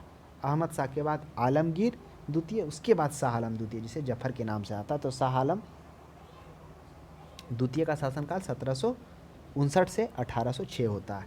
तो इस तरह से इनका उपाधि और नाम दिया गया था। नेक्स्ट प्रश्न देखिए 1777 में हम लोग देखेंगे। 77 में कह रहा है कि 1707 में औरंगजेब की मृत्यु के बाद मुअज्जम किस नाम से मुगल राज सिंहासन पर बैठा। चलिए समझिए, कह रहा 1707 ईस्वी में औरंगजेब की मृत्यु होती है और उसके बाद मुअज्जम शासक बनता है। अभी हम लोगों ने देखा था कि औरंगजेब के 3 पुत्र होते, एक मुअज्जम होता है, दूसरा काम्बक्स होता है और तीसरा आजम होता है। तो उसमें से क्या होता है कि जो औरंगजेब की मृत्यु के बाद राज सिंहासन पर बहादुर शाह प्रथम बैठता है। यही बहादुर शाह प्रथम जो मुअज्जम के नाम से भी जाना जाता है। मूल नाम मुअज्जम होता है, उपाधि बहादुर शाह प्रथम के होता है। यही मुअज्जम क्या होता है, 1708 ईस्वी में सामूगढ़ के समीप कहाँ, जजाऊ में अपने भाई किसका, आजम को हराता है और उसका हत्या कर देता है। उसके बाद फिर 1709 ईस्वी में क्या होता है, जो कामबख्श बचता है उसकी भी एक युद्ध में हैदराबाद के निकट वह भी युद्ध में मारा जाता है। इस तरह से फिर बहादुर शाह प्रथम मुअज्जम शासक बनता है तो राज सिंहासन पर बहादुर शाह प्रथम के नाम से बैठता है। अब नेक्स्ट देखते हैं 78 में कह रहा बहादुर शाह प्रथम की मृत्यु के बाद जहांदार शाह मुगल सिंहासन पर आसीन हुआ। वह किसकी सहायता से सम्राट बना था। अब देखिए जहांदार शाह का कहानी समझिए थोड़ा। अब क्या होता है, बहादुर शाह के प्रथम के बाद हम लोगों ने अभी देखा कि बहादुर शाह के क्या होते हैं, 4 पुत्र होते हैं। कौन कौन होते हैं, पहला जहांदार शाह और दूसरा असीम उल शाह, ये होते हैं अजीम उल शाह, ये दूसरा पुत्र होता है और 2 पुत्र और होता है, तो ध्यान में रखिएगा। तो इस तरह से बहादुर शाह के 4 पुत्र होते हैं, पहला पुत्र जहांदार शाह, दूसरा अजीम उस शाह होते हैं और 2 और पुत्र, जिसमें क्या होता है, पहला पुत्र जहांदार शाह वह जुल्फ़िकार खां के सहयोग से शासक बनता है। अब ये जुल्फ़िकार खां कौन होता है समझिए। जब औरंगजेब होते हैं तब उसमें क्या होता है, औरंगजेब के शासनकाल में जो जुल्फ़िकार खां के पिता होते हैं असद खां, वह असद खां का बेटा होता है जुल्फ़िकार खां। असद खां को उस समय, किसके समय में, औरंगजेब के समय में असद खां को वजीर के पद पर नियुक्त किया जाता है और उसे वकील ए मदलत का उपाधि दिया जाता है। किसको, असद खां को। और उसी में असद खां को वजीर का दिया जाता है और उसके बेटे जुल्फ़िकार खां को मीर बख्शी बनाया जाता है ना। तो वही उसी के सहयोग से क्या करता है, जहांदार शाह को सिंहासन मिलता है। और आपको बाद में देखने को मिलेगा कि इन्हीं के पिता में जब फर्रुख सियर जब हमला करता है तो क्या होता है, असद खां जो होते हैं, असद खां होते हैं, उन्हीं के कैद में रहता है वो। नेक्स्ट देखेंगे 79 में फर्रुख सियर किसके सहयोग से मुग़ल शासक बना। अब बताइए फर्रुख सियर किसके सहयोग से मुग़ल शासक बनता है, तो फर्रुख सियर जो है वह सैयद बंधु के सहयोग से शासक बनता है। जैसे ही क्या होता है कि जहांदार शाह शासक बनता है तब क्या होता है, वह विलासी प्रवृत्ति का होने के कारण जहांदार शाह ने समूचे राज्य में के प्रति उपेक्षा करती है, जिसमें अब्दुल्ला खां जो हसन अली था और हुसैन अली और फर्रुख सियर ने इसके विरुद्ध पटना से कूच किया और आगरा में जहांदार शाह से टक्कर ली, जिसमें वह जहांदार शाह पराजित हो जाता। उसने दिल्ली के जुल्फ़िकार खां के पिता, अभी हम लोगों ने देखा था ना जुल्फ़िकार खां के पिता कौन थे, असद खां, वह जुल्फ़िकार खां के पिता असद खां जिसे उसी टाइम में औरंगजेब के टाइम में मीर बख्शी बनाया गया था, उनके पिता को क्या बनाया गया था, वजीर बनाया गया था, जो असद खां थे, उनके शरण में चला जाता और असद खां उसे कैद कर लेते हैं और फिर फर्रुख सियर क्या करता है, उसे जैसे ही शासक बनते ही वह उसे मार देता है। तो फर्रुख सियर किसके सहयोग से बादशाह बनता है, सैयद बंधु के सहयोग से। नेक्स्ट प्रश्न देखिएगा, नृप निर्माता के रूप में किन्हें जाना जाता है। अब देखिए नृप निर्माता यानी किंग मेकर, यह किंग मेकर वह सैयद बंधु को जाना जाता। सैयद बंधु कौन थे, यह 2 भाई थे, एक हसन अली थे और एक हुसैन अली। यही हसन अली को अब्दुल्ला खां भी कहा जाता है। तो प्रश्न में कभी कभी अब्दुल्ला खां या हसन खां, तो कन्फ्यूज नहीं होना, उसी का नाम है। तो इन दोनों भाइयों में काफ़ी बड़ा शक्ति होता है। और जो आपने देखा ना, ये बंधु का योगदान कब होता है, ये सैयद बंधु का, इनका योगदान होता है जब बहादुर शाह प्रथम यानी कि मुअज्जम शासक बनता, उसमें भी इनका सहयोग होता है। हालांकि जब उसके बाद कोई योग्य शासक नहीं आते, इस तरह से इनका प्रभुत्व होता है। तो इसलिए सैयद बंधु के शासनकाल से कौन कौन शासक बनता है, यह इन्होंने 4 बादशाहों को शासक बनाने में सहयोग करता है। एक किसके समय में, फर्रुख सियर को, रफ़ी उद दर्जात को, रफ़ी उद दौला को और मोहम्मद शाह को। तो इसलिए इसे किंग मेकर के रूप में जाना जाता है। क्या होता है, पहले तो फर्रुख सियर को बनाता है, किस तरह से सैयद बंधु फर्रुख सियर का सहयोग कर उसे आगरा में टक्कर देता और हराता है। उसके बाद रफ़ी उद दर्जात को बनाता है। तो रफ़ी उद दर्जात जैसे ही बनता है तो वह क्या होता है, मतलब ये बनने के साथ ही 1719 ईस्वी में बनता है और ये क्षय रोग के कारण इसकी मृत्यु हो जाती है। फिर क्षय रोग में उसी 1719 ईस्वी में फिर रफ़ी उद दौला का बनाता है। ये नशे का आदी होता है, इसके कारण इसको भी लास्ट होते होते पेचिस का बीमारी होता है, 1719 में आ जाता है। अब बनता है मोहम्मद शाह। मोहम्मद शाह को शासक कौन, यही बनाता है सैयद बंधु। तो इसी कारण से इसे किंग मेकर के रूप में भी जानते हैं। नेक्स्ट देखिएगा 81 में सैयद बंधुओं ने मराठा के सहयोग से किस मुगल सम्राट को सत्ताच्युत कर हत्या कर दी थी। अब कह रहा सैयद बंधु ने मराठा के सहयोग से किस, अब देखिए वह कौन सा होता है व्यक्ति, वह होता है फर्रुख सियर। फर्रुखसियर को जब वह सत्ताच्युत कर हत्या करता है तो उसमें मराठा का सहयोग होता है। परिस्थिति समझिए क्या हुआ था। किस तरह से हम लोगों ने देखा कि पहले फर्रुखसियर पहले जो सैयद बंधु होता है वह फर्रुखसियर के सहयोग से क्या करता है, आगरा में जहांदार शाह को टक्कर कर हराकर वह फर्रुखसियर को शासक बनाता है। और फर्रुखसियर शासक, जैसे ही फर्रुखसियर शासक बनता है, अब उसके बाद क्या होता है, फर्रुखसियर है जो अब्दुल्ला खां के जगह पे वजीद खां को शासक बनाना चाहता था। और यह बात पता चल जाता किसको, अब्दुल्ला खां को। अब्दुल्ला खां को यह बात पता चल जाता है, यानी जो सम्राट होता है अब्दुल्ला खां के स्थान पर इत्काल खां होता है उसका नाम। इत्काल खां को क्या करता है, वजीर बनाना चाहता है। फर्रुखसियर ने ईद उल फितर के अवसर पर लगभग 10,000 सैनिक एकत्रित कर लिया था। उधर अब्दुल्ला खां ने भी एक विशाल सेना एकत्रित कर ली थी, क्योंकि उसको यह बात पता चल जाता है। तो उधर क्या होता है, अब्दुल्ला खां भी 10,000 सेना तैयार कर लेता है, यानी ये विशाल सेना तैयार कर लेता है। और हुसैन अली को जब पता चलता है, इसका भाई हुसैन अली को, अब्दुल्ला खां का भाई हसन अली का भाई हुसैन अली को जब यह बात पता चलता है कि सम्राट के साथ उसका इस तरह से संबंध हो गया है, तब वह क्या करता है, वह मराठों के सहयोग प्राप्त कर वह भी भाई का सपोर्ट करते हुए वह दिल्ली पर चढ़ जाता है। तो इस तरह से सैयद बंधुओं ने सम्राट के सामने अपनी मांगें रखी, और जिससे सम्राट को अंत में उसकी मांगें स्वीकार करना पड़ा, और अंत में 28 अप्रैल 1719 ईस्वी को सम्राट फर्रुखसियर का वध कर दिया जाता है। तो ये था कहानी, सैयद बंधुओं को किस तरह से मुगल मराठों के सहयोग से हराया गया। नेक्स्ट प्रश्न देखिएगा 82 में, सैयद बंधु ने किस किस बादशाह को बनाने का काम किया। तो कौन कौन बादशाह को बनाने का काम किया, पहला तो फर्रुखसियर का काम किया। फिर फर्रुखसियर को कब से कब रहा, वह 1713 से 1719 ईस्वी तक फर्रुखसियर रहा। फिर से रफ़ीउद्दर्जात को 1719 में बनाता है, यह क्षय रोग के कारण इसका मृत्यु हो जाता है। फिर वही 1719 ईस्वी में दौला को बनाता है, इसको भी नशा का आदत रहता है, लास्ट होते होते पेचिस का बीमारी से यह भी मर जाता है। उसके बाद मोहम्मद शाह को बनाता है, जो 1719 से 1748 रहते हैं, और इसी मोहम्मद शाह में सैयद बंधु का अंत भी हो जाता है। तो कौन कौन होगा, 1 2 3 4 किस ऑप्शन में, ऑप्शन नंबर सी में। नेक्स्ट प्रश्न देखिएगा, सैयद बंधुओं का पतन किसके समय में हुआ था। अब देखिए सैयद बंधुओं का पतन किसके समय में होता। अब इस प्रश्न को समझिए, ये भी अच्छा प्रश्न है।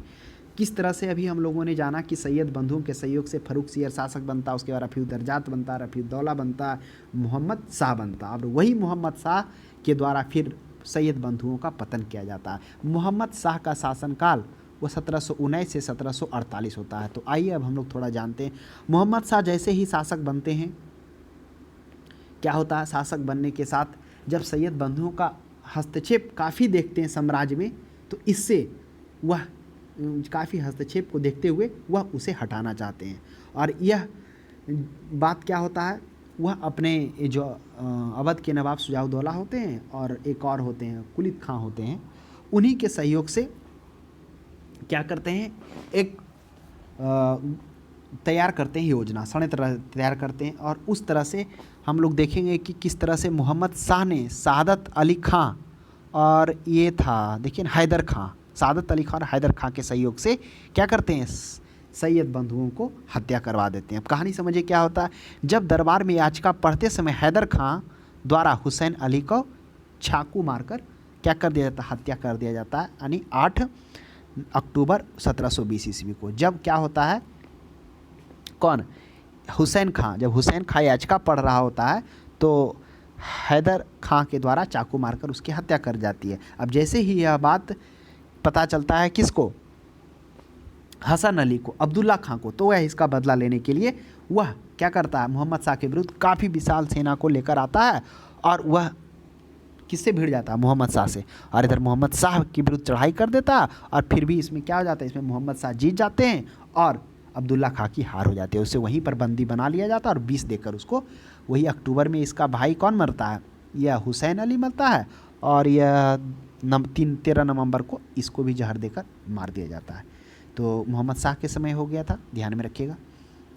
नेक्स्ट प्रश्न देखिएगा 84 में करा, किस मुगल बादशाह का मूल नाम रोशन अख्तर था। अब देखिए बहुत ही अच्छा प्रश्न है, ये किस मुगल बादशाह का मूल नाम रोशन अख्तर होता है, तो वह होता है मोहम्मद शाह रोशन अख्तर। ये जो मोहम्मद शाह होता है तो पद दिया होता है, मूल नाम इसका होता है मोहम्मद शाह रोशन अख्तर, है ना।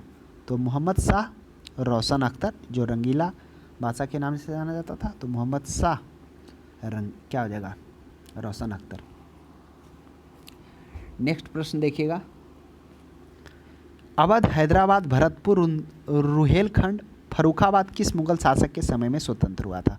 तो आइए हम लोग इसे समझते हैं। अवध, हैदराबाद, भरतपुर, रुहेलखंड और फर्रुखाबाद। देखिए बारी बारी से इस पर चर्चा करते हैं। पहला अवध, ये सभी का जो है वह मुगल शासक उस समय शाह आलम द्वितीय होते हैं, उन्हीं के समय में यह सब स्वतंत्र होता है।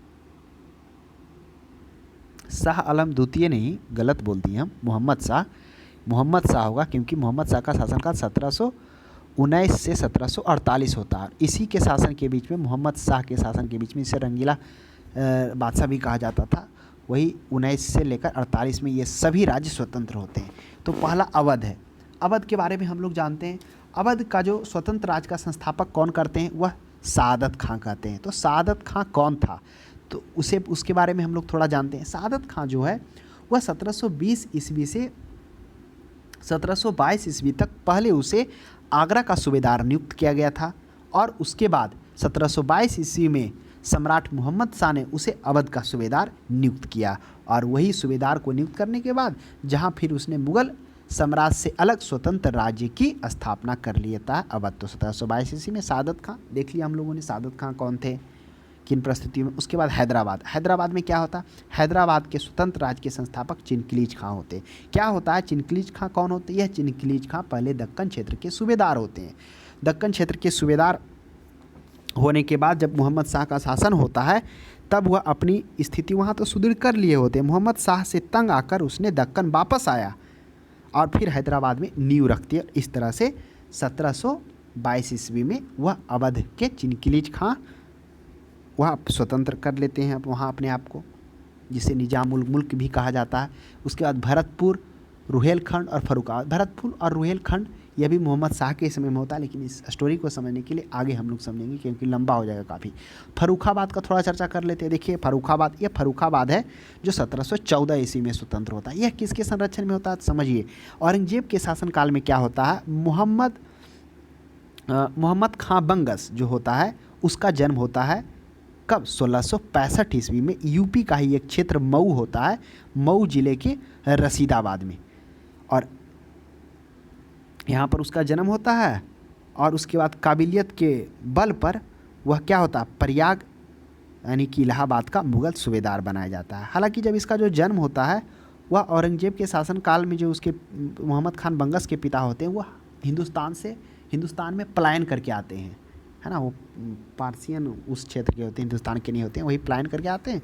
लेकिन जैसे भारत में तो जन्म तो इसका भारत में ही होता, बोला जाता है कि फिर जन्म के बाद कुछ दिन फिर चला जाता है। जब उनका पिता का मृत्यु होता है तो मोहम्मद खां बंगस फिर भारत में आ जाता है, लेकिन इसकी योग्यता और काबिलियत के बल को देखते हुए उसको नियुक्त कर दिया जाता है इलाहाबाद का यानी प्रयाग का सूबेदार के रूप में। वही फिर उसके बाद फर्रुखाबाद को वह अपने आप को स्वतंत्र कर लेता है। और यह जो मोहम्मद खां बंगस होता है 1765 ईस्वी से 1743 ईस्वी तक रहता है। बाद में बोला जाता है आसाम और एक क्षेत्र और का भी उसको बनाया जाता है नवाब। नेक्स्ट प्रश्न देखिएगा, तो हो जाएगा इस प्रश्न का सही जवाब मोहम्मद शाह।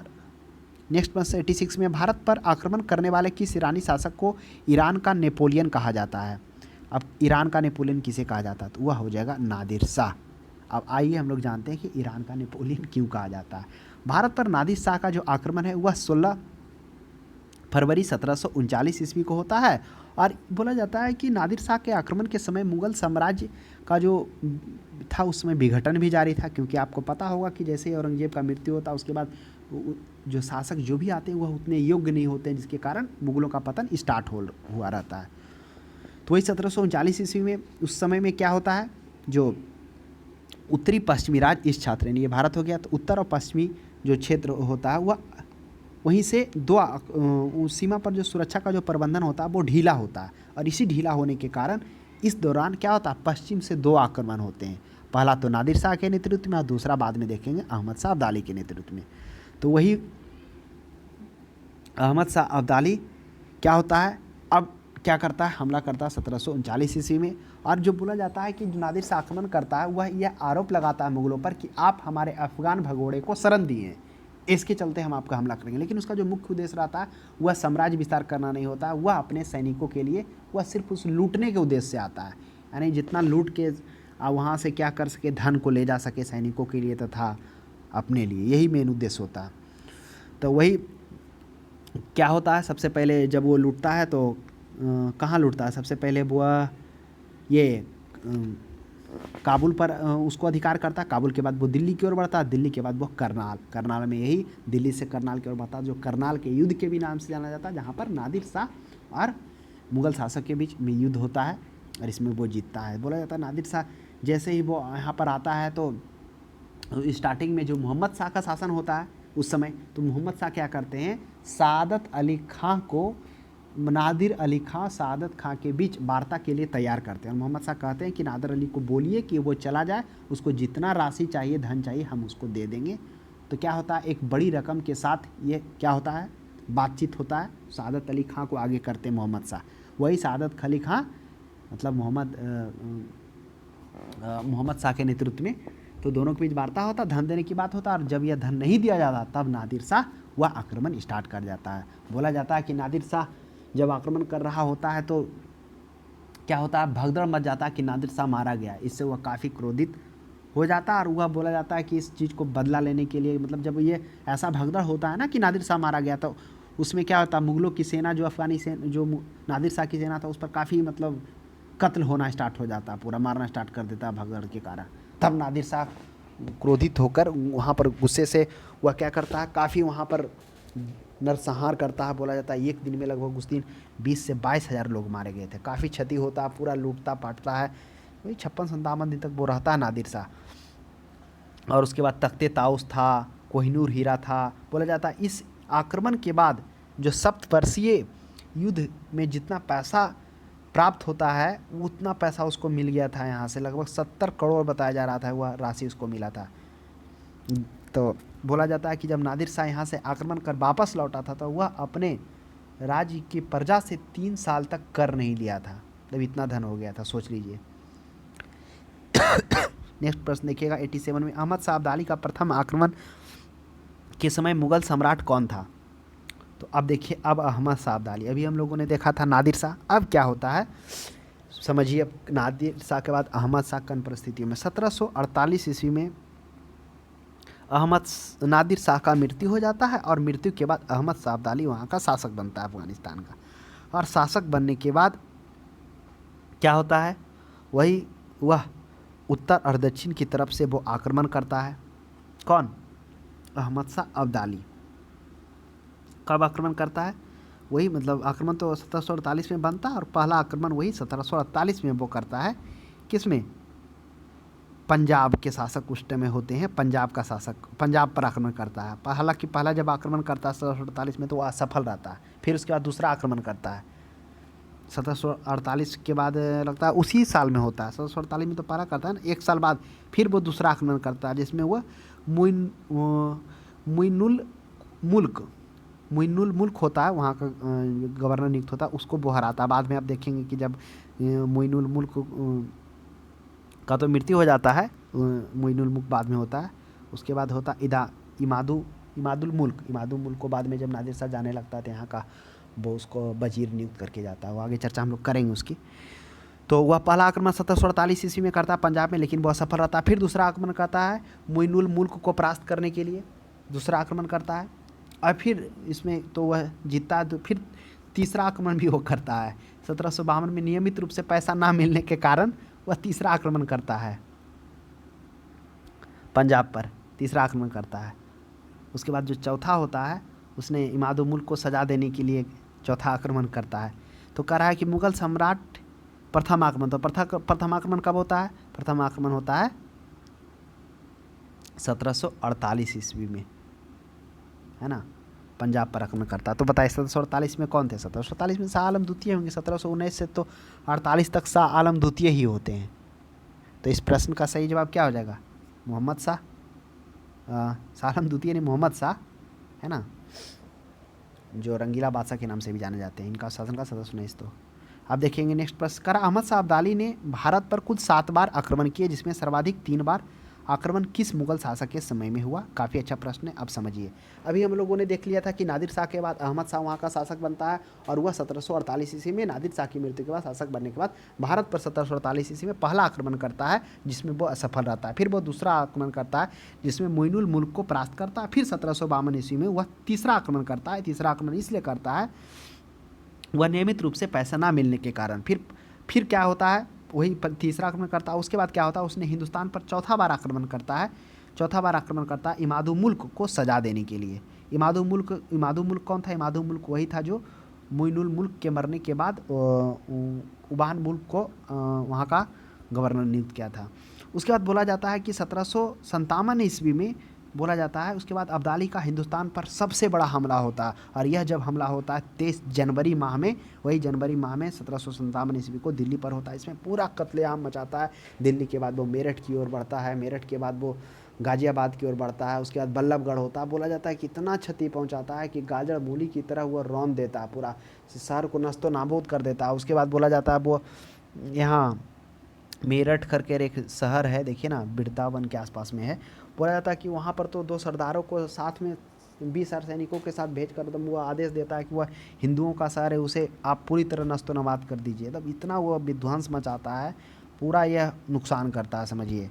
फिर इसका जब यह लड़ाई कर रहा होता है तो इसका सिखों से भी सामना होता है। सिखों से तो हालांकि लास्ट में होता है, लेकिन उससे पहले जाटों से भी सामना होता है। उसके बाद फिर नागा साधुओं से भी साधा होता। बोला जाता है नागा साधु 5000 नागा साधुओं, जब वो मेरठ पर आक्रमण किया था, जब वो औरतों के साथ इस तरह से बदसलूकी, इज्जत लूटा जा रहा था, तो नागा साधु वहाँ पर कूदते हैं और मतलब बोला था 2000 नागा साधु शहीद हो जाते हैं। वह उससे डरा हुआ रहता है, हालांकि बाद में फिर पुनः वो दोबारा नहीं जाता है वहाँ।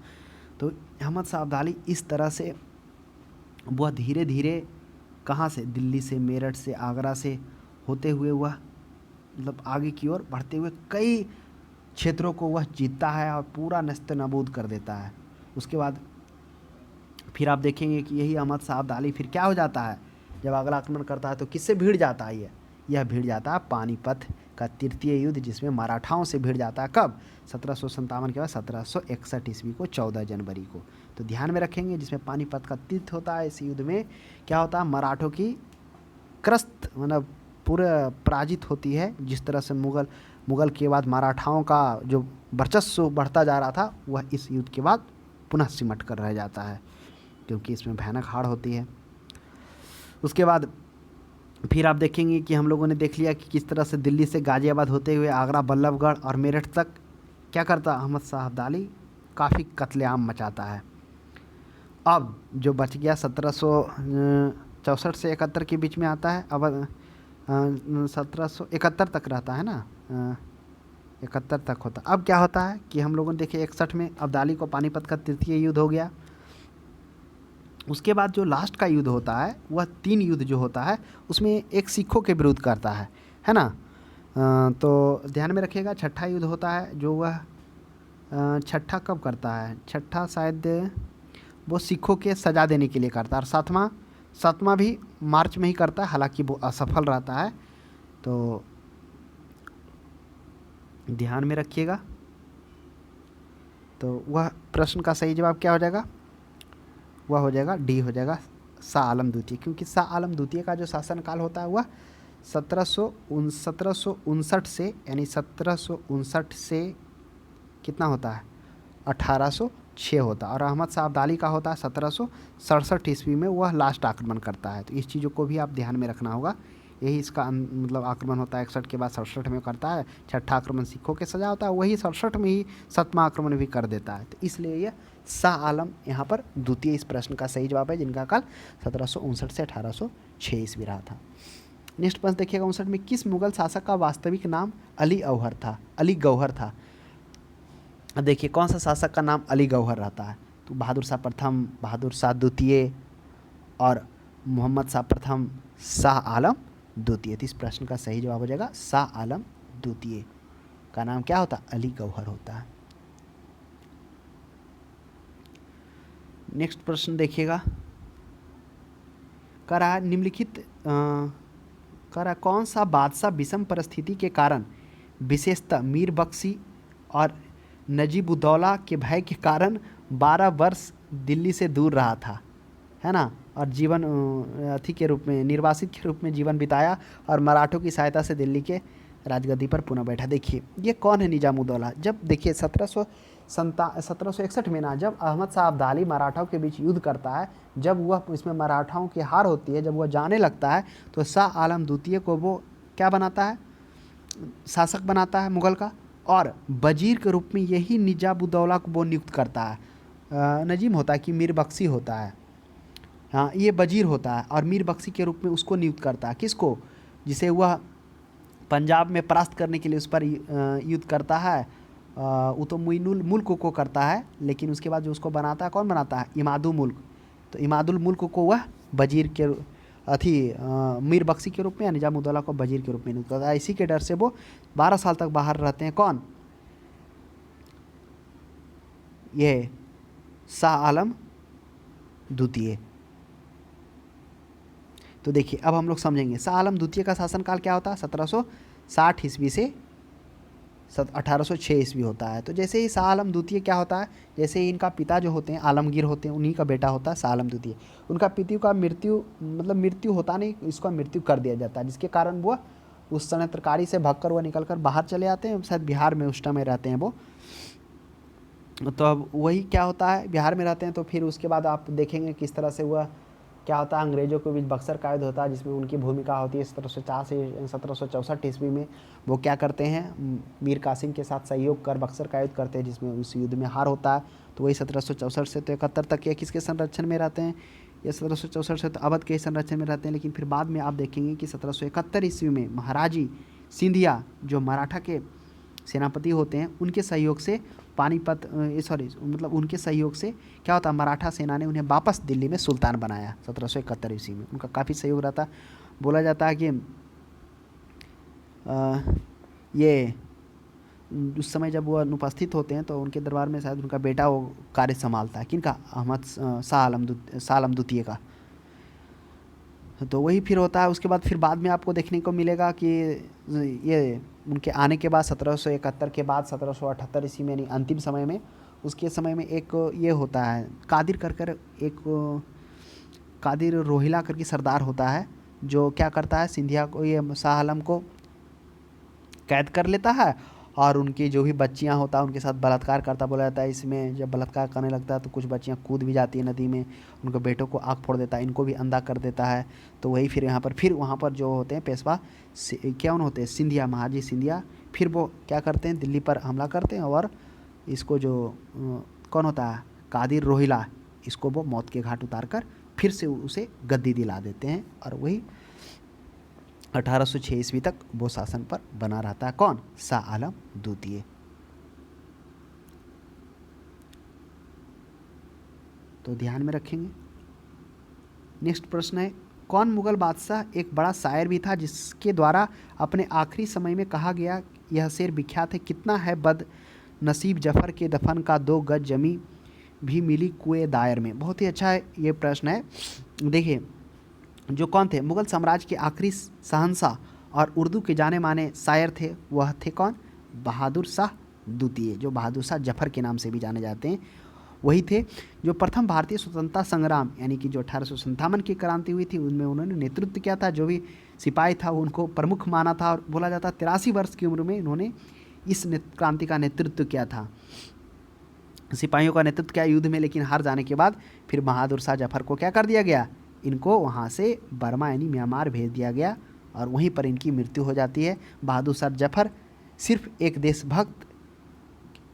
देशभक्त होने के साथ साथ मुग़ल बादशाह ही नहीं, बल्कि वो क्या करते, एक उर्दू के मशहूर कवि भी थे, जिनका जो मृत्यु होता है वह 7 नवंबर वही 1862 ईस्वी को ये सुबह में 5 बजे उनका देहांत हो जाता है। बोला जाता है जब इनका देहांत होता है तो जहाँ पर इनको कैद कर जिस कोठी में रखा जाता है उसी कोठी के आगे उनको क्या कर दिया जाता है, वहीं पर कब्र बनाकर उनको दफना दिया जाता है। बोला कब्र बनाने के बाद मतलब उस ज़मीन को प्लेन समतल कर दिया जाता है, समतल इसलिए कर दिया जाता है और उसको बांस के बाड़े से घेर जाता है। और चूँकि देखा जा रहा था अंग्रेज ये जो अंतिम शासक था मुग़ल का, वह काफ़ी ज़्यादा तामझाम नहीं कुछ करना चाह रहा था और उसको किसी तरह चाह रहा था कि ज़्यादा कुछ वैसा स्थिति उत्पन्न ना हो जिसमें भीड़ लगे, लेकिन फिर भी बोला था जब इनकी मृत्यु हुई थी तो जो वहाँ पर एक मौजूद था, देखिए ना, वो सैनिक का नाम याद नहीं, वो अपना बुक में लिखता है, उसमें लगभग 100 लोग वहाँ पर मौजूद थे, जैसे लग रहा है घुड़सवारी का दौड़ हो रहा है उसे देखने के लिए। तो इस तरह से बहादुर शाह जफ़र का अंत हुआ। बोला जाता था बहादुर शाह जफ़र जब जेल में कैद थे तो उन्होंने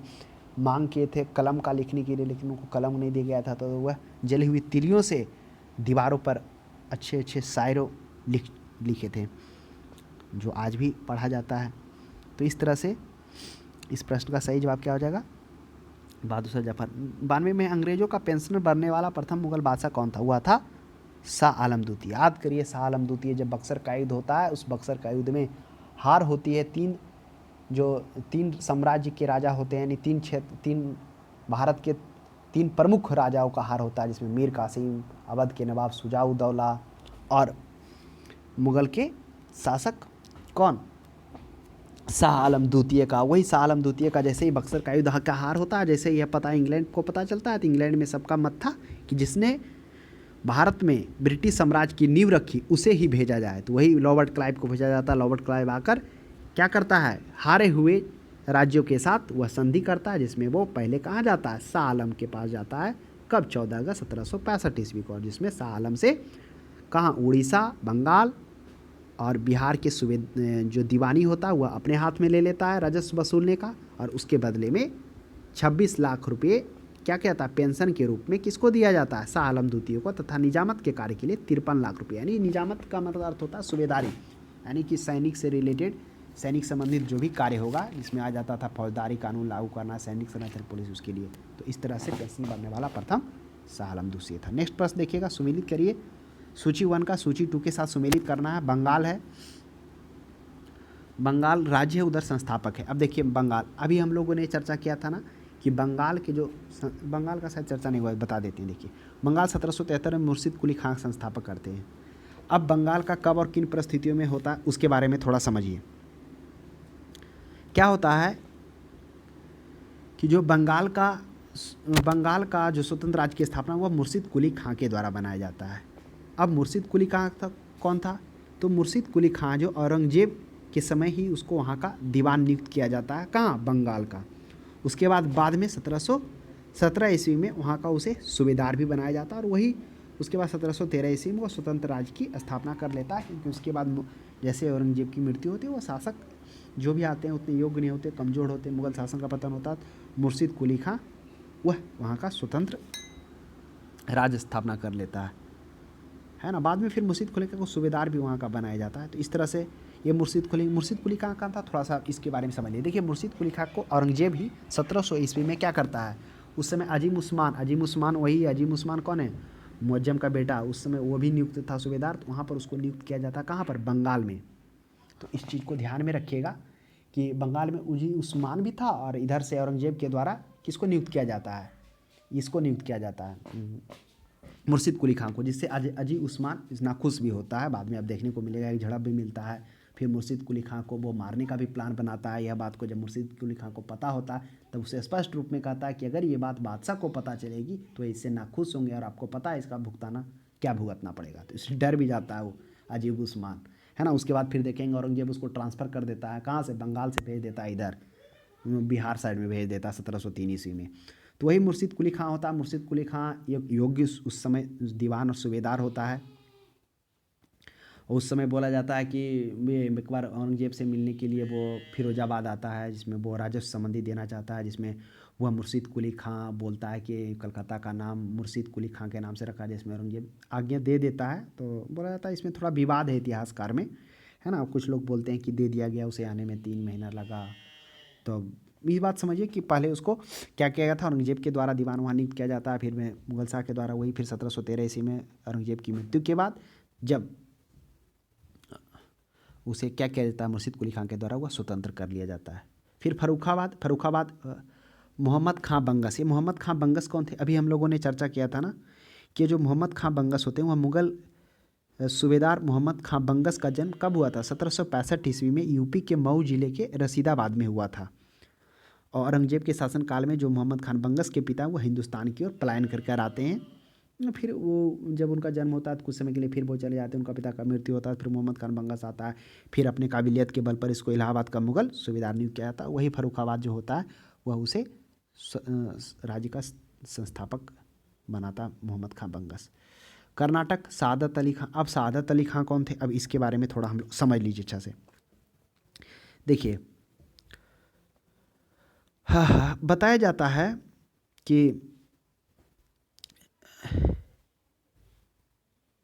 ये जो सादत अली खां थे, इसका कोई अपना पुत्र नहीं होता। सादत खां, देखिए सादत खां वह कर्नाटक है ना, आरकाट इसी क्षेत्र में पड़ता है, तो यह कर्नाटक का स्वतंत्र राज्य का सादत खां के द्वारा किया जाता है। इनका कोई अपना पुत्र नहीं होता।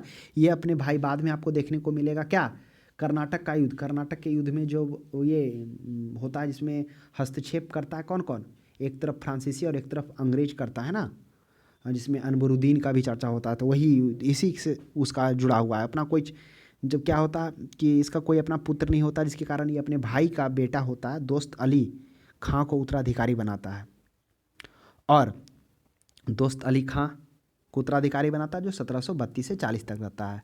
तो सादत खां कब से कब तक रहता है, 1700, सादत अली खां को बनाया जाता है 1710 ईस्वी से 1732 ईस्वी तक रहता है ना। उसके बाद वही दोस्त अली खां होता है जो उसका भाई का बेटा होता है, और उसके बाद फिर उत्तराधिकारी उसी का बेटा बनता है, सफदर अली खां बनता है।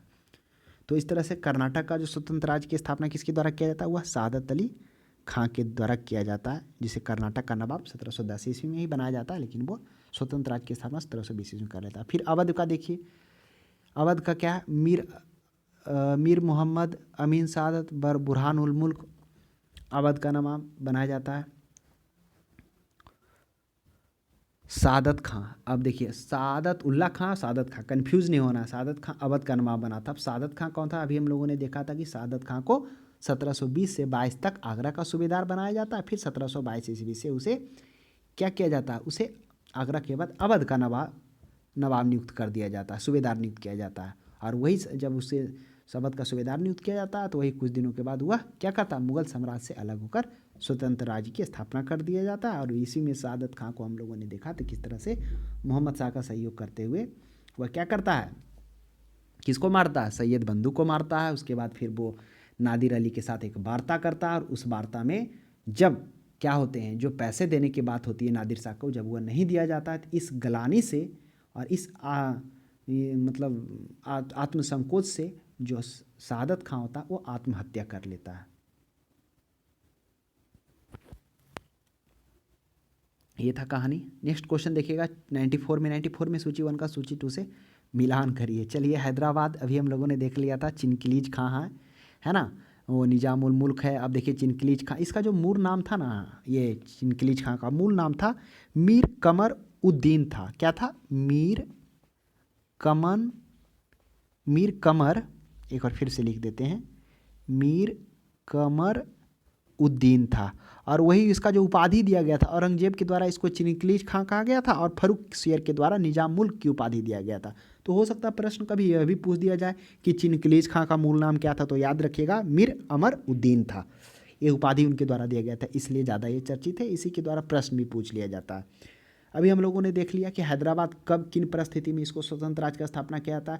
तो चिनकिलीज खां, जिसे निजाम उल मुल्क, जिसका फुल नाम मीर कमर उद्दीन था, जो दक्कन क्षेत्र का सूबेदार था, उसको नियुक्त किया गया था। वो लगभग 2 से 3 सालों तक वहाँ सूबेदारी की थी। उसके बाद दक्कन का सूबेदार नियुक्त कर दिया था, फिर अपनी स्थिति को वहाँ पर काफ़ी सुदृढ़ कर लिया था। फिर मोहम्मद शाह से तंग आकर उसने दक्कन में वापस आकर वहाँ पर क्या किया, हैदराबाद की नींव रखी थी।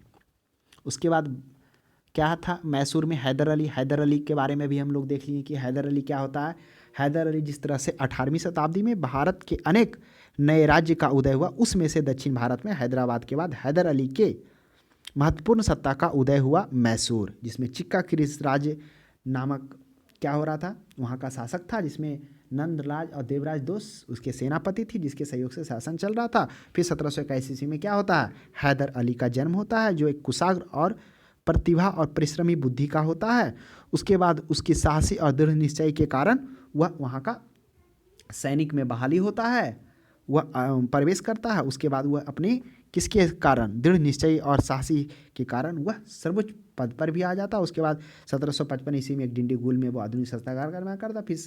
फिर उसके जो वहाँ के शासक होते हैं उसकी योग्यता और उसकी दृढ़ निश्चयी शासी को देखते हुए वहाँ का उसको शासक घोषित कर दिया। इस तरह से 1761 ईस्वी में वो शासक बनता है। शासक बनने के पश्चात ही वह क्या करता है, नंदलाल जो देवराज होते हैं उसको वहाँ से हटा देता है और वो वहाँ का वास्तविक शासक बन जाता है हैदर अली।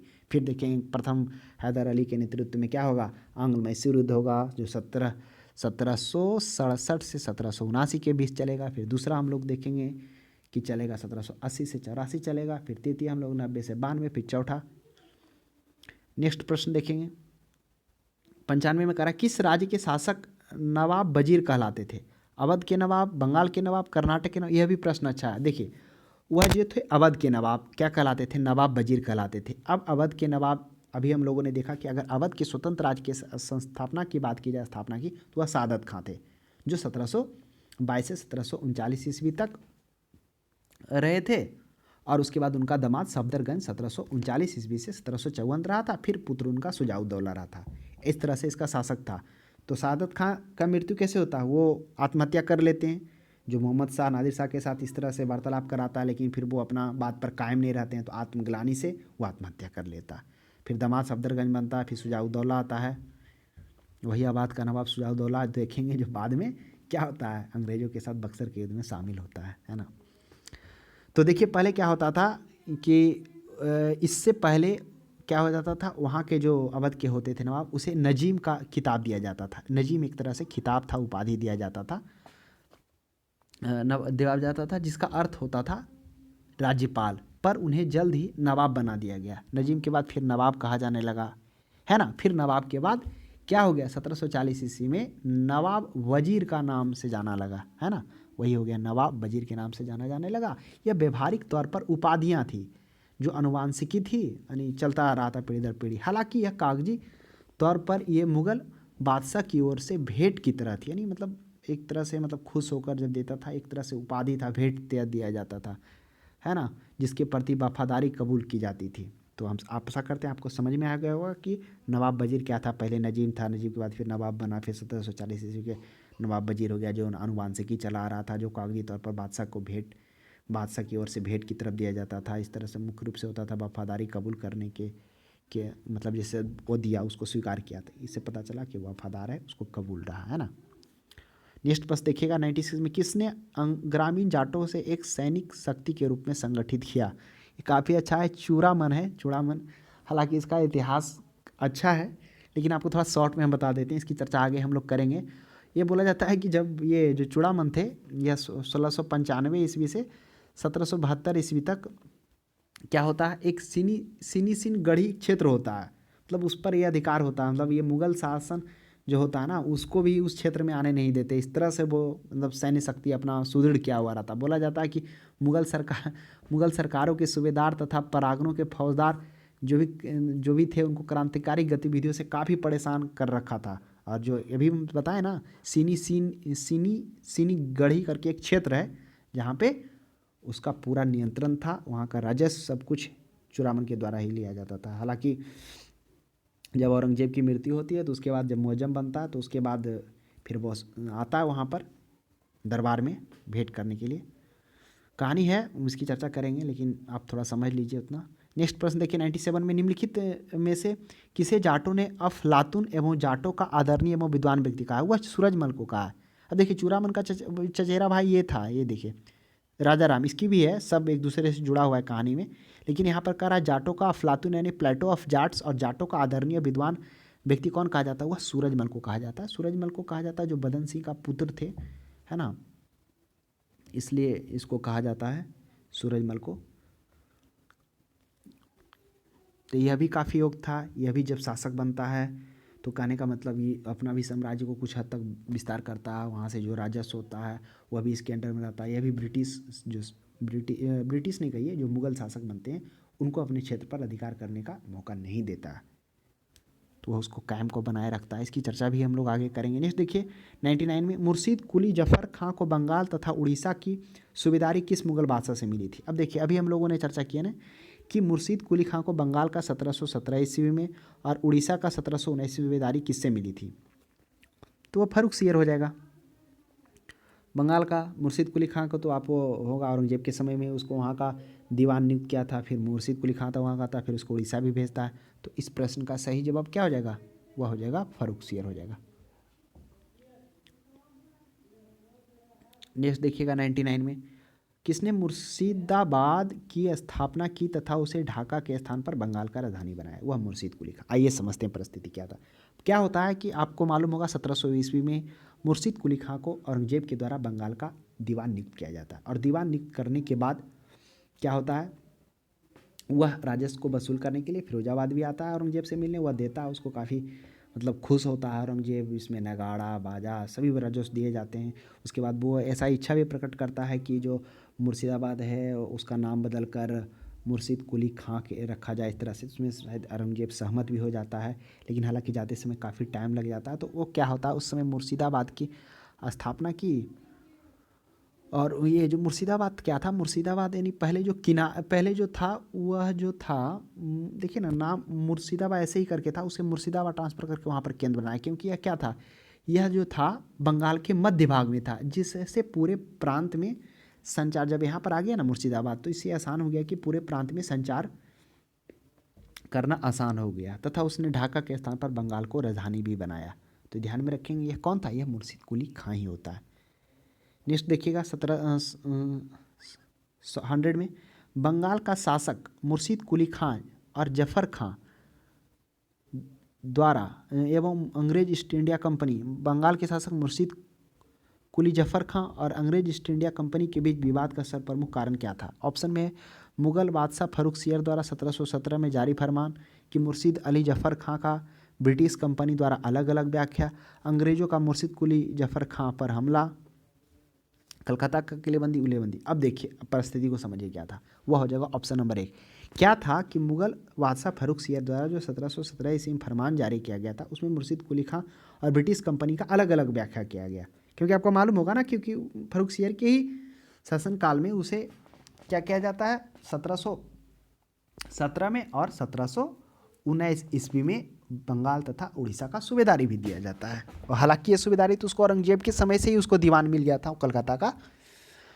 तब क्या होता है, जो मुर्शीद कुली खां, पहले समझिए कि 1717 ईस्वी में फर्रुखसियर के द्वारा दिया किया जाता है। क्या होता है, 1715 ईस्वी में एक दूत मंडल होता है, कंपनी का दूत मंडल जॉन सरमन की अध्यक्षता में कलकत्ता से एक दूत मंडल मुगल दरबार भेजा जाता है। इसका जो प्रतिनिधि करता है उसमें कौन कौन होते हैं, हैमिल्टन होते हैं, स्टीफेंस होते हैं और एक ख्वाजा होता है। जो हैमिल्टन और स्टीफेंस होते हैं ये 2 सर्जन होते हैं, और एक जो ये ख्वाजा होता है ये द्विभाषिया होता है। तो क्या होते हैं, ये सर्जन होते हैं। और उस समय फर्रुखसियर के यहाँ पास जाते हैं, तो ये यह किसके लिए भेजता है, यह भेजता है कि जो औरंगजेब के द्वारा विशेषाधिकार है उसको बनाए रखने के लिए, उसके अतिरिक्त बंगाल में सिक्का ढालने के लिए अनुमति मांगने के लिए, तथा कलकत्ता के समीप 38 गांव को खरीदने की अनुमति के लिए दूतमंडल भेजा जाता है। किसके नेतृत्व में, जॉन सरमन के नेतृत्व में। कौन कौन जाते हैं, स्टीफेंस, हैमिल्टन और ख्वाजा। जो हैमिल्टन और स्टीफेंस होते हैं वो क्या होते हैं, वह सर्जन होते हैं, और वह क्या करते हैं, फर्रुखसियर को एक दर्दनाक बीमारी होता है और उस बीमारी को ठीक करने में वो सर्जन कामयाब हो जाते। इससे फर्रुखसियर काफ़ी खुश हो जाता है, और खुश होकर वह क्या करता है, एक फरमान जारी करता है। उसमें वह 3000 वार्षिक रुपये के बदले कंपनी को बंगाल में मुक्त व्यापार करने का छूट दिया जाता, तथा 10,000 वार्षिक कर के बदले वह सूरत में सभी करों से मुक्त कर दिया जाता।